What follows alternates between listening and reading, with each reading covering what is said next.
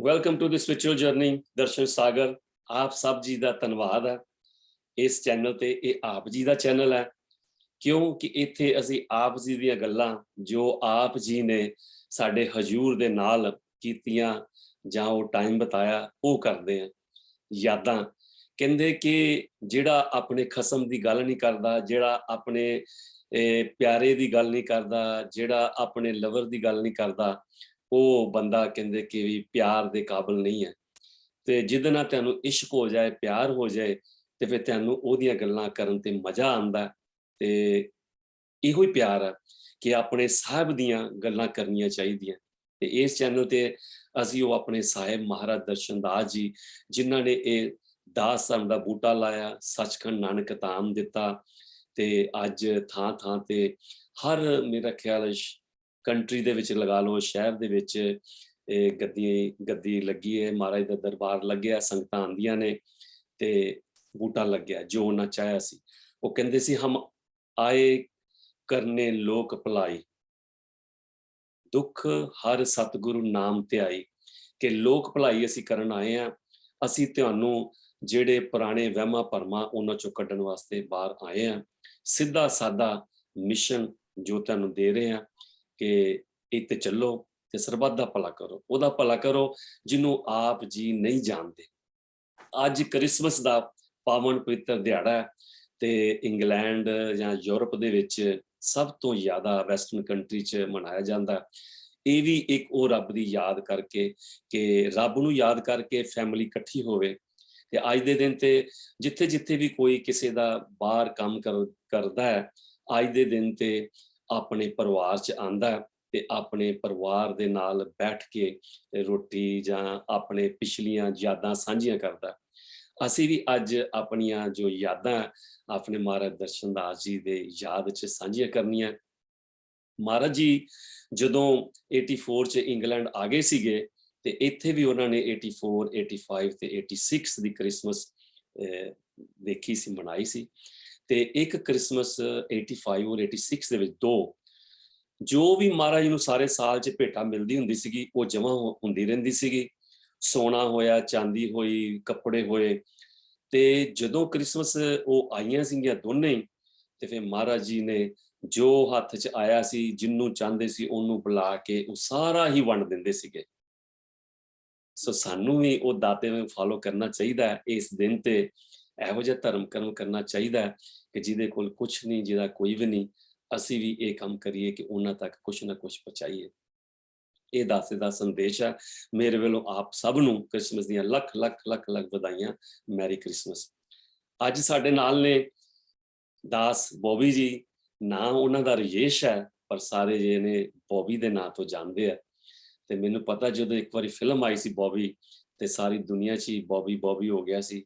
ਤੇ ਉਦੋਂ ਹੀ ਸਾਨੂੰ ਪਤਾ ਲੱਗਿਆ ਕਿ ਬੋਬੀ ਵੀ ਕੋਈ ਨਾਂ ਹੈਗਾ। ਤੇ ਅੱਜ ਸਾਡੇ ਨਾਲ ਨੇ ਦਾਸ ਬੋਬੀ ਜੀ। ਫਟਾਲਾ ਉਹ ਧਰਤੀ ਜਿੱਥੇ ਸਾਡੇ ਹਜ਼ੂਰ ਮਹਾਰਾਜ ਦਰਸ਼ਨ ਦਾਸ ਜੀ ਨੇ ਜਨਮ ਲਿਆ, ਸਾਡੇ ਰਹਿਬਰ ਨੇ ਜਨਮ ਲਿਆ, ਮਹਾਰਾਜ ਤਰਲੋਚਨ ਦਰਸ਼ਨ ਦਾਸ ਜੀ ਨੇ ਵੀ ਉੱਥੇ ਜਨਮ ਲਿਆ। ਹੋਰ ਵੀ ਕਿੰਨੇ ਕੀ ਕਹਿੰਦੇ ਆ ਕਿ ਭਾਗਾ ਭਰੀ ਧਰਤੀ ਹੈ ਜਿੱਥੇ ਸ਼੍ਰੀ ਗੁਰੂ ਨਾਨਕ ਦੇਵ ਜੀ ਮਹਾਰਾਜ ਦੀ ਸ਼ਾਦੀ ਵੀ ਹੋਈ, ਮਹਾਰਾਜ ਜੀ ਦੇ ਘਰ ਦੇ ਕੋਲ ਹੀ ਹੈ। ਤੇ ਅੱਜ ਬੋਬੀ ਜੀ ਨੂੰ ਪੁੱਛਦੇ ਹਾਂ ਕਿ ਆਪ ਜੀ ਦੇ ਉਹ ਕਿੱਦਾਂ ਦਾ ਟਾਈਮ, ਉਹ ਕਿਹੜਾ ਸੁਨੱਖਾ ਟਾਈਮ ਸੀ ਜਦੋਂ ਆਪ ਜੀ ਨੇ ਵੀ ਉਹਨਾਂ ਦੇ ਦਰਸ਼ਨ ਕੀਤੇ ਜਾਂ ਉਹ ਦਰਬਾਰ ਤੇ ਗਏ। ਤੇ ਆਓ ਚੱਲੀਏ ਅੱਜ ਦਾਸ ਬੋਬੀ ਜੀ ਨੂੰ। ਦਾਸ ਬੋਬੀ ਜੀ, ਨਾਨਕ ਨਾਮ ਚੜ੍ਹਦੀ ਕਲਾ, ਤੇਰੇ ਭਾਣੇ ਸਰਬੱਤ ਦਾ ਭਲਾ। ਭਰਾ ਜੀ welcome to the spiritual journey ਦਰਸ਼ਨ ਮਾਰਗ। ਤੇ ਬਹੁਤ ਦੇਰ ਬਾਅਦ ਚਲੋ ਆਪ ਜੀ ਨੂੰ ਮੌਕਾ ਮਿਲਿਆ, ਟਾਈਮ ਮਿਲਿਆ, ਕਿਉਂਕਿ ਬਿਜ਼ਨਸ ਇੱਥੇ ਸਭ ਨੂੰ ਟਾਈਮ ਨਹੀਂ ਮਿਲਦਾ। ਪਹਿਲਾਂ ਤੇ ਇਹ ਦੱਸੋ ਦਾਸ ਜੀ ਕਿ ਆਪ ਜੀ ਅੱਜ ਕਿੱਥੇ ਹੋ, ਕਿਹੜੀ ਜਗ੍ਹਾ ਤੋਂ? ਮੈਂ ਸਵਿੰਡਨ ਵਿੱਚ ਆ ਜੀ, ਜਿੱਥੇ ਮੈਂ ਇੱਥੇ ਰਹਿਣਾ ਵਾਂ। ਸਵਿੰਡਨ 'ਚ, ਲੰਡਨ ਸਾਹਿਬ, ਇੰਗਲੈਂਡ 'ਚ। ਇੰਗਲੈਂਡ, ਸਵਿੰਡਨ। ਤੇ ਪਿੱਛੋਂ ਆਪ ਜੀ ਇੰਡੀਆ ਤੋਂ ਕਿੱਥੋਂ? ਮੈਂ ਬਟਾਲੇ ਸ਼ਹਿਰ ਤੋਂ ਆ। ਮਹਾਰਾਜ ਦੇ ਘਰ ਤੋਂ 3 ਤੋਂ 5 ਮਿੰਟ ਦੀ ਦੂਰੀ ਆ ਜੀ। ਉਹਨਾਂ ਦੇ ਘਰ ਬੈਕ ਸਾਈਡ ਦੀ ਗਲੀ ਲੱਗਦੀ ਆ, ਮੈਂ ਉੱਥੇ ਰਹਿਣਾ, ਅਚਲੀ ਗੇਟ।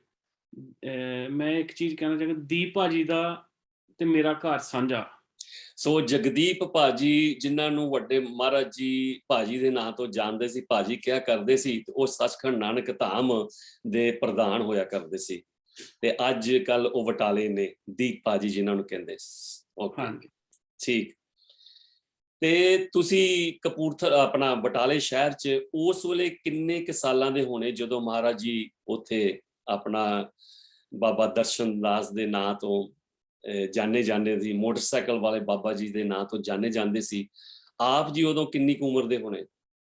ਮੈਂ ਜੀ ਜਦੋਂ ਮੈਂ 6ਵੀਂ ਕਲਾਸ ਵਿੱਚ ਪੜ੍ਹਦਾ ਹੁੰਦਾ ਸੀ ਗਵਰਨਮੈਂਟ ਹਾਈ ਸਕੂਲ, ਉਹਨੂੰ ਪੰਜਾਬੀ ਅਸੀਂ ਐਮਬੀ ਸਕੂਲ ਵੀ ਕਹਿੰਦਾ ਜਾਂਦਾ ਸੀ। ਉਹਦੇ ਵਿੱਚ ਮੈਂ 6ਵੀਂ ਕਲਾਸ 'ਚ ਤੇ ਮੈਂ ਘਰ ਨੂੰ ਛੁੱਟੀ ਹੋ ਕੇ ਜਾ ਰਿਹਾ ਸੀ ਤੇ ਉਦੋਂ ਬੜੀ ਭੀੜ ਲੱਗੀ ਦੀ ਸੀ। ਸਾਰੇ ਕਹਿਣ ਡੇ ਮੋਟਰਸਾਈਕਲ ਵਾਲੇ ਬਾਬਾ ਜੀ ਉੱਥੇ ਹੈਗੇ, ਦਰਸ਼ਨਦਾਸ ਜੀ ਬਾਬਾ ਜੀ। ਤੇ ਮੈਂ ਬੜਾ ਉਤਸੁਕ ਹੋਇਆ ਕਿ ਮੈਂ ਵੀ ਜਾਣਾ ਚਾਹੁੰਦਾ ਵਾਂ, ਮੈਂ ਵੀ ਦਰਸ਼ਨ ਕਰਨਾ ਚਾਹੁੰਦਾ।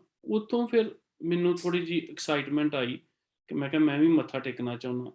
ਮੈਨੂੰ ਦਰਸ਼ਨ ਤੇ ਨਹੀਂ ਹੋ ਸਕੇ, ਜੀ, ਪਰ ਮੈਨੂੰ ਹਰ ਟਾਈਮ ਮੇਰੇ ਆਲੇ-ਦੁਆਲੇ, ਹਰ ਟਾਈਮ ਮੇਰੇ ਦਿਮਾਗ 'ਚ, ਦਿਲ 'ਚ ਰਹਿੰਦੇ ਨੇ। ਉਹਨਾਂ ਦੀ ਤਸਵੀਰ ਮੇਰੇ ਦਿਮਾਗ ਵਿੱਚ ਰਹਿੰਦੀ ਰਹਿੰਦੀ ਹੈ। ਮੈਂ ਹਮੇਸ਼ਾ ਹੀ ਮਹਾਰਾਜ ਦੇ ਚਰਨਾਂ ਦੇ ਵਿੱਚ ਮਤਲਬ ਕਿ ਉਹਨਾਂ ਨੂੰ ਪ੍ਰਣਾਮ ਐਵਰੀ ਟਾਈਮ ਕਰਦਾ ਔਰ ਮੈਨੂੰ ਹਰ ਚੀਜ਼। ਬੋਬੀ ਜੀ ਜਿਹੜਾ ਐਮਬੀ ਸਕੂਲ ਸੀਗਾ ਬਟਾਲਾ, ਇਹ ਮੇਰਾ ਖਿਆਲ ਮਹਾਰਾਜ ਦਰਸ਼ਨ ਦਾਸ ਜੀ ਉੱਥੇ ਪੜ੍ਹੇ। ਹਾਂਜੀ, ਉਹ ਵੀ ਉੱਥੇ ਹੀ ਪੜ੍ਹੇ ਨੇ, ਮੈਂ ਵੀ ਉੱਥੇ ਪੜ੍ਹਿਆ। ਮਹਾਰਾਜ ਦਰਸ਼ਨ ਦਾਸ ਜੀ ਤੇ ਮੇਰੇ ਮਾਮਾ ਜੀ, ਜੀ, ਇਹ ਕਲਾਸ ਫੈਲੋ ਸੀ। ਅੱਛਾ ਜੀ। ਮੈਂ ਉਹਨਾਂ ਥੋੜ੍ਹਾ ਜਿਹਾ ਕੀ ਨਾਂ ਉਹਨਾਂ ਦਾ, ਮਾਮਾ ਜੀ ਦਾ? ਉਹਨਾਂ ਰਮੇਸ਼ ਚੰਦਰ ਸੀ, ਸ਼੍ਰੀ ਰਮੇਸ਼ ਚੰਦਰ। ਅੱਛਾ ਜੀ, ਓਕੇ। ਤੇ ਉਹ ਮਹਾਰਾਜ ਦੇ ਨਾਲ ਪੜ੍ਹੇ। ਉਹ ਸਾਨੂੰ ਦੱਸਦੇ ਹੁੰਦੇ ਸੀ 1-2 ਵਾਰੀ ਜਦੋਂ ਅਸੀਂ ਛੋਟੇ ਹੁੰਦੇ ਸੀ, ਕਿਉਂਕਿ ਮੇਰਾ ਨਾਨਕਾ ਪਰਿਵਾਰ ਤੇ ਮਹਾਰਾਜ ਦੇ ਘਰ ਦੇ ਵਿਚਕਾਰ ਪੈਂਦਾ। ਅੱਛਾ ਜੀ, ਤੇ ਉਹ ਵੀ ਪਿੱਛੋਂ ਨਾਨੀ ਸਾਡੇ ਜੀ ਪਿੱਛੋਂ ਸਿਆਲਕੋਟ ਦੇ ਸੀ ਤੇ ਮਹਾਰਾਜ ਦੇ ਪਾਪਾ ਜੀ ਸ਼੍ਰੀ, ਤੇ ਉਹ ਮੇਰੇ ਨਾਨਾ ਜੀ ਬੜੇ ਅੱਛੇ ਫਰੈਂਡ ਸੀ। ਜੀ, ਤੇ ਉਹ ਫਿਰ ਘਰ ਵਿੱਚ ਆਉਣਾ ਜਾਣਾ ਵੀ ਹੁੰਦਾ ਸੀ ਉਹਨਾਂ ਮੇਰੇ ਮਾਮਾ ਜੀ ਦਾ ਉਹਨਾਂ ਦੇ ਘਰ। ਤੇ ਉਹ ਫਿਰ ਮੈਨੂੰ ਹੁੰਦਾ ਸੀ ਕਿ ਮਹਾਰਾਜ ਦੇ ਦਰਸ਼ਨ ਕਰਨੇ ਆ ਕਿਸੇ ਤਰੀਕੇ। ਜੀ। ਕਿਉਂਕਿ ਉਹ ਸਾਨੂੰ ਦੱਸਦੇ ਸੀ ਕਿ ਜਦੋਂ ਅਸੀਂ ਛੋਟੇ ਹੁੰਦੇ ਸੀ ਕਿ ਮਹਾਰਾਜ ਗਲਾਸ ਪਾਣੀ ਦੇ ਵਿੱਚ ਉਹਨਾਂ ਦੀ ਤਸਵੀਰ ਆ ਜਾਂਦੀ ਹੁੰਦੀ ਸੀ। ਵਾਹ ਜੀ ਵਾਹ! ਤੇ ਵਾਹ! ਉਹ ਚੀਜ਼ 'ਚੋਂ ਸਾਡੇ ਮੰਮੀ ਜੀ ਉਦੋਂ ਛੋਟੇ ਹੁੰਦੇ ਸੀ, ਸਾਨੂੰ ਦੱਸਦੇ ਸੀ ਕਿ ਮੈਂ ਤੇ ਬਹੁਤ ਛੋਟਾ ਜਿਹਾ ਸੀ, ਕਹਿੰਦੇ ਅਸੀਂ ਨੱਠ-ਨੱਠ ਕੇ ਜਾਣਾ ਹੁੰਦਾ ਸੀ ਉਹਨਾਂ ਨੂੰ ਵੇਖਣ ਲਈ ਕਿ ਇੰਨੇ ਆਏ ਹੋਏ ਦੇ ਆ, ਤੇ ਉਹਦੇ ਕਰਕੇ ਬੜਾ ਸੀ। ਫਿਰ ਮੈਨੂੰ ਸ਼੍ਰੀ ਜਗਦੀਪ ਭਾਜੀ, ਉਹਨਾਂ ਦੇ ਬੇਟੇ ਛੋਟੇ ਭੁਪਿੰਦਰ ਸਿੰਘ ਬਾਜਵਾ ਉਹਨਾਂ ਦਾ ਨਾਂ ਹੈ, ਅਸੀਂ ਭੂਪਾ ਕਹਿੰਦੇ ਸੀ ਉਹਨੂੰ। ਉਹਨਾਂ ਨੇ ਮੇਰੀ ਜ਼ਿੰਦਗੀ ਦੀ ਕਾਇਆ ਹੀ ਪਲਟ ਛੱਡੀ ਜੀ। ਮੇਰੇ ਕੋਲ ਲਫ਼ਜ਼ ਨਹੀਂ ਹੈਗੇ ਕਿ ਮੈਂ ਕੀ ਕਵਾਂ ਕਿ ਮੈਨੂੰ ਉਹਨਾਂ ਨੇ ਮਹਾਰਾਜ ਦੇ ਨਾਲ ਜੋੜਨ ਦਾ। ਮੈਂ ਇੱਥੇ ਤੁਹਾਡੀ ਗੱਲ ਕੱਟਦਾ, ਜਿਹੜੀ ਗੱਲ ਤੁਸੀਂ ਪਹਿਲੋਂ ਕਹੀ ਸੀਗੀ, ਉਹ ਗੱਲ ਨੂੰ ਮੈਂ ਇੱਕ ਸਿੱਧ ਕਰਨ ਦੀ ਗੱਲ ਕਰ ਰਿਹਾ ਕਿ ਤੁਸੀਂ ਤੇ ਸੁਣਿਆ ਤੇ ਮੈਂ ਦੇਖਿਆ। ਇਹ ਵਾਕਿਆ ਹੀ ਗੱਲ ਠੀਕ ਹੈ ਕਿ ਮਹਾਰਾਜ ਜੀ ਜਲ ਦਾ ਗਲਾਸ ਮੰਗਾਉਂਦੇ ਸੀ ਤੇ ਉਹਦੇ ਵਿੱਚ ਤਸਵੀਰ ਆ ਜਾਂਦੀ ਸੀ। ਕਈ ਵਾਰੀ ਜਲ ਦੇ ਗਲਾਸ 'ਚ ਉਹ ਉਹਦੀ ਤਸਵੀਰ ਦਿਖਾ ਦਿੰਦੇ ਸੀ, ਜਿਹਨੇ ਕਿਸੇ ਦੇ ਉੱਤੇ ਕਾਲਾ ਇਲਮ ਕੀਤਾ ਹੁੰਦਾ ਸੀ। ਕਿ ਜਿਹੜਾ ਕੋਈ ਸਵਾਲੀ ਆਇਆ ਹੁੰਦਾ ਸੀ, ਠੀਕ ਨਹੀਂ ਹੁੰਦਾ ਸੀ, ਤੇ ਉਹ ਕਹਿੰਦਾ ਸੀ ਕਿ ਮੈਨੂੰ ਆਹ ਕਸਰ ਆ, ਆਹ ਕਸਰ ਆ, ਤੇ ਇਹ ਕਿਹਨੇ ਕੀਤਾ, ਕੀ ਹੋਇਆ? ਤੇ ਮਹਾਰਾਜ ਜੀ ਗਲਾਸ 'ਚ ਦਿਖਾ ਦਿੰਦੇ ਹੁੰਦੇ ਸੀਗੇ ਕਿ ਆਹ ਦੇਖ ਲੈ ਉਹਦੀ ਫੋਟੋ ਕੌਣ ਹੈ। ਇਹ ਤੁਹਾਡੀ ਗੱਲ ਬਿਲਕੁਲ ਠੀਕ ਹੈ ਕਿ ਮਹਾਰਾਜ ਦਰਸ਼ਨ ਦਾਸ ਜੀ ਜੋ ਚਾਹੁੰਦੇ ਸੀ ਉਸ ਵੇਲੇ ਉਹ ਕਰ ਦਿੰਦੇ ਸੀ। ਉਹਨਾਂ ਦੀ ਸਿੱਧੀ ਦੂਰ-ਦੂਰ ਤੱਕ ਇਸੇ ਕਰਕੇ ਫੈਲੀ ਸੀ। ਸੋ ਬੂਪੇ ਤੇ ਆਪਣਾ ਜਗਦੀਪ ਭਾਜੀ ਹੋਣਾ ਤੋਂ ਤੁਸੀਂ ਗਾਂਹ ਫਿਰ ਮਹਾਰਾਜ ਜੀ ਦੀ ਲਾਈਨ ਵੱਲ ਤੁਰੇ। ਹਾਂਜੀ, ਫਿਰ ਕਿਉਂਕਿ ਅਸੀਂ ਇਕੱਠੇ, ਮੈਂ ਤੇ ਭੂਪਾ ਅਸੀਂ ਇਕੱਠੇ ਵੱਡੇ ਹੋਏ, ਆਉਣਾ ਭਾਜੀ ਜਗਦੀਪ ਦੇ ਘਰ, ਬੜੀਆਂ ਰੌਣਕਾਂ ਲੱਗਣੀਆਂ, ਜੀ, ਜਾਣਾ। ਫਿਰ ਮੈਂ ਇੰਜੀਨੀਅਰਿੰਗ ਮੇਰੀ ਐਂਟਰੈਂਸ ਹੋ ਗਈ ਜੀ, ਤੇ ਮੈਂ ਉੱਥੇ ਪੜ੍ਹਨ ਜਾਣਾ। ਦਿੱਲੀ ਤੋਂ ਥੋੜ੍ਹੀ ਦੂਰ ਸੀ, 2.5 ਘੰਟੇ ਦਾ ਸਫ਼ਰ ਸੀ। ਜੀ, ਭੂਪਾ ਦਿੱਲੀ ਮੂਵ ਹੋ ਗਿਆ ਤੇ ਮੈਂ ਕਿਹਾ ਯਾਰ ਤੂੰ ਦਿੱਲੀ ਆ, ਮੈਂ ਇੱਥੇ ਆ, ਬਟਾਲੇ ਆ। ਉਹਨੇ ਮੇਰਾ ਟਰਨਿੰਗ ਪੁਆਇੰਟ ਲਾਈਫ ਦਾ ਹੀ ਚੇਂਜ ਕਰ ਦਿੱਤਾ ਜੀ। ਜੀ, ਮੈਂ ਇੰਜੀਨੀਅਰਿੰਗ ਕੀਤੀ, ਮੈਂ ਉੱਥੇ ਮੂਵ ਹੋਇਆ, ਮੈਂ ਡੇਰੇ 3 ਸਾਲ ਰਿਹਾ ਜੀ, ਮਹਾਵੀਰ ਨਗਰ ਡੇਰੇ। ਜੀ, ਉਹ ਮਹਾਰਾਜ ਦੀ ਕਿਰਪਾ ਦੇ ਨਾਲ, ਜਗਦੀਪ ਭਾਜੀ, ਬਾਬਾ ਜੀ, ਘਸੀਟਾ ਰਾਮ ਜੀ ਨੇ ਨਾਲ, ਉਹਨਾਂ ਨੇ ਮੈਨੂੰ ਆਸ਼ੀਰਵਾਦ 3 ਸਾਲ ਉੱਥੇ ਮੈਨੂੰ ਪੂਰਾ ਮਹਾਰਾਜ ਦਾ ਜਿੰਨਾ ਮੇਰੇ ਕੋਲ ਹੋ ਸਕਿਆ ਮੈਂ ਸੇਵਾ ਕੀਤੀ। ਉਹਨਾਂ ਨੇ ਮੈਨੂੰ ਰੱਖਿਆ, ਪਾਲਣ-ਪੋਸ਼ਣ ਹਰ ਚੀਜ਼ ਆ। ਮੈਨੂੰ ਮਾਂ-ਪਿਓ ਦੀ ਕਿਸੇ ਚੀਜ਼ ਦੀ ਮਹਿਸੂਸ ਨਹੀਂ ਹੋਣ ਦਿੱਤਾ ਉਹਨਾਂ ਨੇ। ਸੋ ਉੱਥੇ ਜਦੋਂ ਤੁਸੀਂ 3 ਸਾਲ ਕੱਟੇ ਤੇ ਆਪਣਾ ਪੜ੍ਹਾਈ ਕੀਤੀ, ਤੇ ਜਦੋਂ ਤੁਸੀਂ ਉੱਥੇ ਮਹਾਰਾਜ ਜੀ ਦੇ ਦਰਸ਼ਨ ਦੀਦਾਰ ਕਰਦੇ ਸੀ, ਚਲੋ ਤੁਸੀਂ ਛੋਟੇ ਹੁੰਦੇ ਸੀ ਉਦੋਂ ਨਹੀਂ ਇੰਨਾ ਮਿਲ ਸਕੇ, ਤੇ ਕੀ ਆਪ ਜੀ ਨੂੰ ਲੱਗਦਾ ਸੀ ਕਿ ਹਾਂ ਵੀ ਇਹ ਦਾਤਾ ਹੈਗਾ ਕਿ ਉੱਥੇ ਨਹੀਂ ਹਾਂ, ਮਿਲਿਆ, ਇੱਥੇ 100% ਕਿ ਜੋ ਤੁਸੀਂ ਚਾਹੁੰਦੇ ਹੋ ਪੂਰੀ ਕਰੇਗਾ? ਮੈਨੂੰ ਹਜੇ ਤੱਕ ਵੀ ਯਾਦ ਹੈ, ਮੇਰੀ ਅੱਜ ਤੱਕ ਵੀ ਫਰਿਆਦ ਉਹਨੇ ਮਨਾ ਨਹੀਂ ਜੇ ਕੀਤੀ। ਮੈਂ ਜੇ ਮੈਂ ਪੜ੍ਹਦਾ ਹਾਂ, ਮੈਂ ਪੇਪਰ ਸਾਡਾ 3 ਘੰਟਿਆਂ ਦਾ ਹੁੰਦਾ ਸੀ। ਮੈਂ ਇੱਕ ਪਹਿਲਾ ਇਹੋ ਜਿਹਾ ਸ਼ਖਸ ਹੁੰਦਾ ਹਾਂ ਜਿਹੜਾ 40 ਮਿੰਟਾਂ ਦੇ ਵਿੱਚ ਪੇਪਰ ਕਰਕੇ ਬਾਹਰ ਹੁੰਦਾ ਹਾਂ, ਤੇ ਮੇਰਾ ਐਗਜ਼ਾਮੀਨਰ ਮੈਨੂੰ ਕਹਿੰਦਾ ਹੈ ਵਾਟ ਆਰ ਯੂ ਡੂਇੰਗ? ਅੱਛਾ, ਮੈਂ ਵਾਹ! ਹੈਰਾਨ, ਮਤਲਬ ਕਿ ਮੇਰੀ ਆਟੋਮੈਟਿਕਲੀ ਸਪੀਡ ਵੱਧ ਜਾਂਦੀ ਸੀ, ਆਟੋਮੈਟਿਕਲੀ ਮੇਰੀ ਸਟੋਰੇਜ ਮੈਮਰੀ ਜਿਹੜੀ ਹੈਗੀ ਸੀ ਉਹ ਹੋ ਜਾਂਦੀ, ਔਰ ਮੈਂ ਪਾਸ ਹੋ ਜਾਂਦਾ ਫਸਟ ਕਲਾਸ 'ਚ। ਵਾਹ! ਇੰਨਾ ਕੌਨਫੀਡੈਂਸ, ਇਹ ਉਹ ਆਪ ਕਹਿੰਦੇ ਕਿ ਫਿਰ ਇਹਦਾ ਮਤਲਬ ਕਿ ਉਹ ਆਪ ਆ ਕੇ ਪੇਪਰ ਕਰਾਂਦਾ ਸੀ, ਹੈਂ? ਮੈਂ ਜੋ ਪੜ੍ਹ ਕੇ ਜਾਣਾ ਉਹ ਸਵੇਰੇ ਆਉਣਾ। ਇਹਦਾ ਮਤਲਬ ਇਹ ਹੈ ਕਿ ਛੋਟੇ ਹੁੰਦਿਆਂ ਅਸੀਂ ਵੀ ਦੇਖਦੇ ਹੁੰਦੇ ਸੀ, ਜਦੋਂ ਪੇਪਰ ਆ ਜਾਣੇ ਤੇ ਡੈਡੀ ਨੂੰ ਕਹਿਣਾ ਕਿ ਬਾਬਾ ਜੀ ਨੂੰ ਕਹੋ ਪੈਨਾਂ ਨੂੰ ਹੱਥ ਲਾ ਦਿਓ। ਤੇ ਡੈਡੀ ਨੇ ਕਹਿਣਾ ਕਿ ਵੀ ਪੜ੍ਹਾਈ ਤੂੰ ਕਰਨੀ ਕਿ ਜਾਂ ਬਾਬਾ ਜੀ ਨੇ? ਜਦ ਤੂੰ ਪੜ੍ਹਿਆ ਹੀ ਨਹੀਂ ਤੇ ਪੈਨ ਨੂੰ ਹੱਥ ਲਵਾ ਕੇ ਕੀ ਹੋ ਜਾਏਗਾ? ਮਨ 'ਚ ਵਿਸ਼ਵਾਸ ਸੀ ਕਿ ਉਹ ਹੱਥ ਲਾ ਦੇਣਗੇ ਤੇ ਐਗਜ਼ਾਮ ਸਹੀ ਹੋ ਜਾਏਗਾ। ਹਾਂਜੀ, ਔਰ ਇਹ ਵਾਕਿਆ ਹੀ ਗੱਲ ਠੀਕ ਹੈ ਕਿ ਵੀ ਪੜ੍ਹਨਾ ਨਹੀਂ, ਸਾਰੀ ਸਾਲ ਪੜ੍ਹੀਦਾ ਨਹੀਂ ਹੁੰਦਾ ਸੀ, ਕਬੱਡੀ ਖੇਡੀ ਜਾਣੀ ਔਰ ਕੁਛ ਕਰੀ ਜਾਣਾ। ਤੇ ਵਾਕਿਆ ਹੀ ਜਦੋਂ ਹੱਥ ਲਵਾ ਕੇ ਆ ਜਾਂਦੇ ਸੀ ਤੇ ਇੰਨਾ ਵਿਸ਼ਵਾਸ ਹੁੰਦਾ ਸੀ, ਹੁਣ ਬਸ ਫੱਟੇ ਚੱਕਦੇ ਨੇ। ਔਰ ਇਹ ਤੁਹਾਡੀ ਗੱਲ ਬਿਲਕੁਲ ਠੀਕ ਹੈ ਕਿ ਨਿਕੰਮੇ ਬੰਦੇ ਸਾਡੇ ਵਰਗੇ ਹਰ ਸਾਲ ਪਾਸ ਹੋਣਾ। ਡੈਡੀ ਨੇ ਵੀ ਕਹਿਣਾ ਇਹਨੂੰ ਸੋਰੀ ਦਿਨ ਪੜ੍ਹਦਿਆਂ ਕਦੀ ਦੇਖਿਆ ਨਹੀਂ, ਪਾਸ ਪਤਾ ਨਹੀਂ ਕਿੱਦਾਂ ਹੋ ਜਾਂਦਾ, ਕਿ ਤੂੰ ਉੱਥੇ ਮਾਸਟਰਾਂ ਨੂੰ ਕੁਛ ਖਵਾ ਕੇ ਆਂਦਾ। ਮੈਂ ਠੀਕ ਹੈ। ਬੜਾ, ਮੈਨੂੰ ਹਜੇ ਤੱਕ ਵੀ ਵਾਕਿਆ ਯਾਦ ਹੈ। ਮੈਂ ਤੇ ਭੂਪਾ ਹੀ ਉੱਪਰ ਬਾਲਕੋਨੀ, ਕਿਉਂਕਿ ਦੀਪ ਭਾਜੀ ਸਾਰਿਆਂ ਨਾਲ ਉੱਪਰਲੀ ਮੰਜ਼ਿਲ ਤੇ ਹੁੰਦਾ ਸੀ, ਉਹਨਾਂ ਦੇ ਨਾਲ ਦਾ ਕਮਰਾ ਉਹਨਾਂ ਨੇ ਮੈਨੂੰ ਦਿੱਤਾ ਹੁੰਦਾ ਸੀ ਰਹਿਣ ਲਈ। ਜੀ ਤੇ ਬਸ ਸੇਵਾ ਕਰਕੇ ਸਾਰਾ ਕੁਛ, ਤੇ ਬਾਬਾ ਜੀ ਨੇ ਕਹਿਣਾ ਚਲੋ ਆਓ ਫਰੀਦਾਬਾਦ ਚੱਲੀਏ ਸਤਸੰਗ ਹੈ, ਬਿਠਾਓ ਮੁੰਡੇ ਨੂੰ ਨਾਲ, ਜੀ। ਮੈਨੂੰ ਵੀ ਨਾਲ ਕਹਿਣਾ, ਭੂਪੇ ਨੂੰ ਨਾਲ ਕਹਿਣਾ, ਹਮ, ਅਸੀਂ ਇਕੱਠਿਆਂ ਨੇ ਸਾਨੂੰ ਨਾਲ ਖੜਨਾ। ਤੇ ਮੈਂ ਆ ਕੇ ਤੇ ਮੇਰਾ ਪੇਪਰ ਸੀ ਅਗਲੇ ਦਿਨ, ਤੇ ਮੈਂ ਭੂਪੇ ਨੂੰ ਆਖਿਆ ਕਿ ਯਾਰ ਮੈਂ ਪੇਪਰ ਆ, ਮੈਂ ਅਰਦਾਸ ਕਰ ਲਾਂ, ਸਵੇਰੇ ਮੈਂ ਜਾਣਾ ਹੈਗਾ ਤੇ ਪੇਪਰ ਤੇ ਮੈਂ ਦੇਣਾ। ਤੇ ਜੀ ਮੈਂ ਬਿਲਕੁਲ ਵਧੀਆ ਫਸਟ ਕਲਾਸ ਨੰਬਰਾਂ 'ਚ ਪਾਸ ਹੋਇਆ ਜੀ। ਉਸ ਦੇਖਿਆ। ਦਾਤੇ ਦੀ ਮੈਂ ਦੇਣ ਨਹੀਂ ਦੇ ਸਕਦਾ। ਅੱਛਾ, ਉਸ ਤੋਂ ਬਾਅਦ ਫਿਰ ਤੁਸੀਂ ਇੰਗਲੈਂਡ ਕਿੱਦਾਂ ਪਹੁੰਚੇ? ਫਿਰ ਜੀ ਮੈਂ ਉੱਥੋਂ, ਮੈਂ ਥੋੜਾ ਜਿਹਾ ਇੱਕ ਤੁਹਾਨੂੰ ਦੱਸਣਾ ਚਾਹਾਂਗਾ ਮੇਰਾ ਟਰਨਿੰਗ ਪੁਆਇੰਟ ਕਿਸ ਤਰ੍ਹਾਂ ਹੋਇਆ। ਬਾਬਾ ਜੀ ਘਸੀਟਾ ਰਾਮ ਜੀ ਦੇ ਪੀਏ ਸੀ ਸਤੀਸ਼ ਕੁਮਾਰ ਜੀ, ਜੀ ਉੱਥੇ ਪੱਪੂ, ਨਾਲ ਗੱਡੀ। ਪੱਪੂ ਅਸੀਂ ਹਾਂਜੀ, ਇਕੱਠੇ ਰਹੇ, ਅਸੀਂ ਬੜੇ ਸਾਲ ਇਕੱਠੇ ਰਹੇ ਆ, ਉਹ ਵੀ ਹਾਂਜੀ, ਕਪੂਰਥਲੇ ਤੋਂ ਨੇ। ਹਾਂਜੀ, ਉਹ ਵੀ ਕਪੂਰਥਲਾ ਤੋਂ ਨੇ। ਜੀ ਮੇਰੀ ਦਿੱਲੀ ਮੈਂ ਨੌਕਰੀ ਲੱਗ ਗਈ। ਮੈਂ ਉੱਥੋਂ ਜਦੋਂ ਪਾਸ ਕੀਤਾ ਤੇ ਮੈਂ ਦਿੱਲੀ ਆ ਗਿਆ, ਤੇ ਫਿਰ ਦਿੱਲੀੋਂ ਮੇਰੀ ਨੌਕਰੀ ਲੱਗ ਗਈ ਉੱਥੇ ਸਿਗਮਾ ਕਾਰਪੋਰੇਸ਼ਨ ਪ੍ਰਾਈਵੇਟ ਲਿਮਟਿਡ 'ਚ ਵਿੱਚ, ਜੀ ਐਜ਼ ਏ ਇੰਜੀਨੀਅਰ ਮੈਂ ਉੱਥੇ ਲੱਗ ਗਿਆ। ਤੇ ਮੈਂ ਆਖਿਆ ਕਿ ਦੀਪ ਭਾਜੀ ਨੂੰ ਕਿ ਮੈਂ ਹੁਣ ਬਾਹਰ ਕਿਤੇ ਕਮਰਾ ਲੈ ਲੈਣਾ, ਕਿਉਂਕਿ ਹੁਣ ਮੇਰੀ ਨੌਕਰੀ ਲੱਗ ਗਈ ਹੈ। ਮੈਂ ਜੀ ਬੜਾ ਸ਼ੁਕਰਗੁਜ਼ਾਰ ਹਾਂ, ਤੁਸੀਂ ਮੇਰਾ ਬਹੁਤ ਸਾਥ ਦਿੱਤਾ। ਉਹ ਕਹਿੰਦੇ ਚੁੱਪ ਕਰਕੇ ਇੱਥੇ ਰਹਿ, ਕਿਤੇ ਨਹੀਂ ਜਾਣਾ ਹੈਗਾ, ਸਵੇਰੇ ਰਮਾਨ ਨਾਲ ਲੰਗਰ ਛਕ ਕੇ ਜਾ, ਨਾਲ ਲੈ ਕੇ ਜਾ, ਆ ਕੇ ਸੇਵਾ ਕਰ। ਤੇ ਮੇਰਾ ਰੋਮ ਰੋਮ ਜਿਹੜਾ ਹੈਗਾ ਨਾ, ਮੈਂ ਦੱਸ ਨਹੀਂ ਸਕਦਾ ਕਿ ਮੈਂ ਕਿੰਨਾ ਸ਼ੁਕਰਗੁਜ਼ਾਰ ਹਾਂ ਮਹਾਰਾਜ ਦਰਸ਼ਨ ਦਾਸ ਜੀ ਦਾ, ਦੀਪ ਭਾਈ ਦਾ, ਸਾਰਿਆਂ ਦਾ। ਫਿਰ ਸਤੀਸ਼ ਭਾਈ ਦਾ ਟਰਨਿੰਗ ਪੁਆਇੰਟ ਆਇਆ। ਇਹਨਾਂ ਦੇ ਰਿਸ਼ਤੇਦਾਰ ਸੀ ਇੱਕ ਲੀਡਰ ਫੈਕਟਰੀ ਵਿੱਚ, ਉਹ ਮੈਨੇਜਰ ਸੀ, ਜੀ ਜਲੰਧਰ ਦੀ ਲੀਡਰ ਫੈਕਟਰੀ। ਔਰ ਉਸ ਲੀਡਰ ਫੈਕਟਰੀ ਵਿੱਚ ਵੀ ਮਹਾਰਾਜ ਨੇ ਕੰਮ ਕੀਤਾ ਵਾ ਜੀ। ਜਦੋਂ ਮਹਾਰਾਜ ਜੀ ਜਲੰਧਰ ਮਾਸੀ ਦੇ ਕਰਦੇ ਘਰ ਹੁੰਦੇ ਸੀ। ਗਏ ਸੀ ਤੇ ਉਦੋਂ ਉਹਨਾਂ ਦੀ ਨੌਕਰੀ ਲੱਗੀ ਸੀ, ਦੋ ਸੀ, ਇੱਕ ਉਹਨਾਂ ਨੇ ਬਰਫ਼ ਵਾਲੀ ਫੈਕਟਰੀ 'ਚ ਜਾਣਾ ਸੀ ਕੰਮ ਕਰਨ, ਹਾਂਜੀ, ਇੱਕ ਮੇਰਾ ਲੀਡਰ ਫੈਕਟਰੀ 'ਚ ਦੋ ਲੀਡਰ ਵਿੱਚ। ਥੋੜੀ ਦੇਰ ਹਾਂਜੀ, ਵਾਸਤੇ।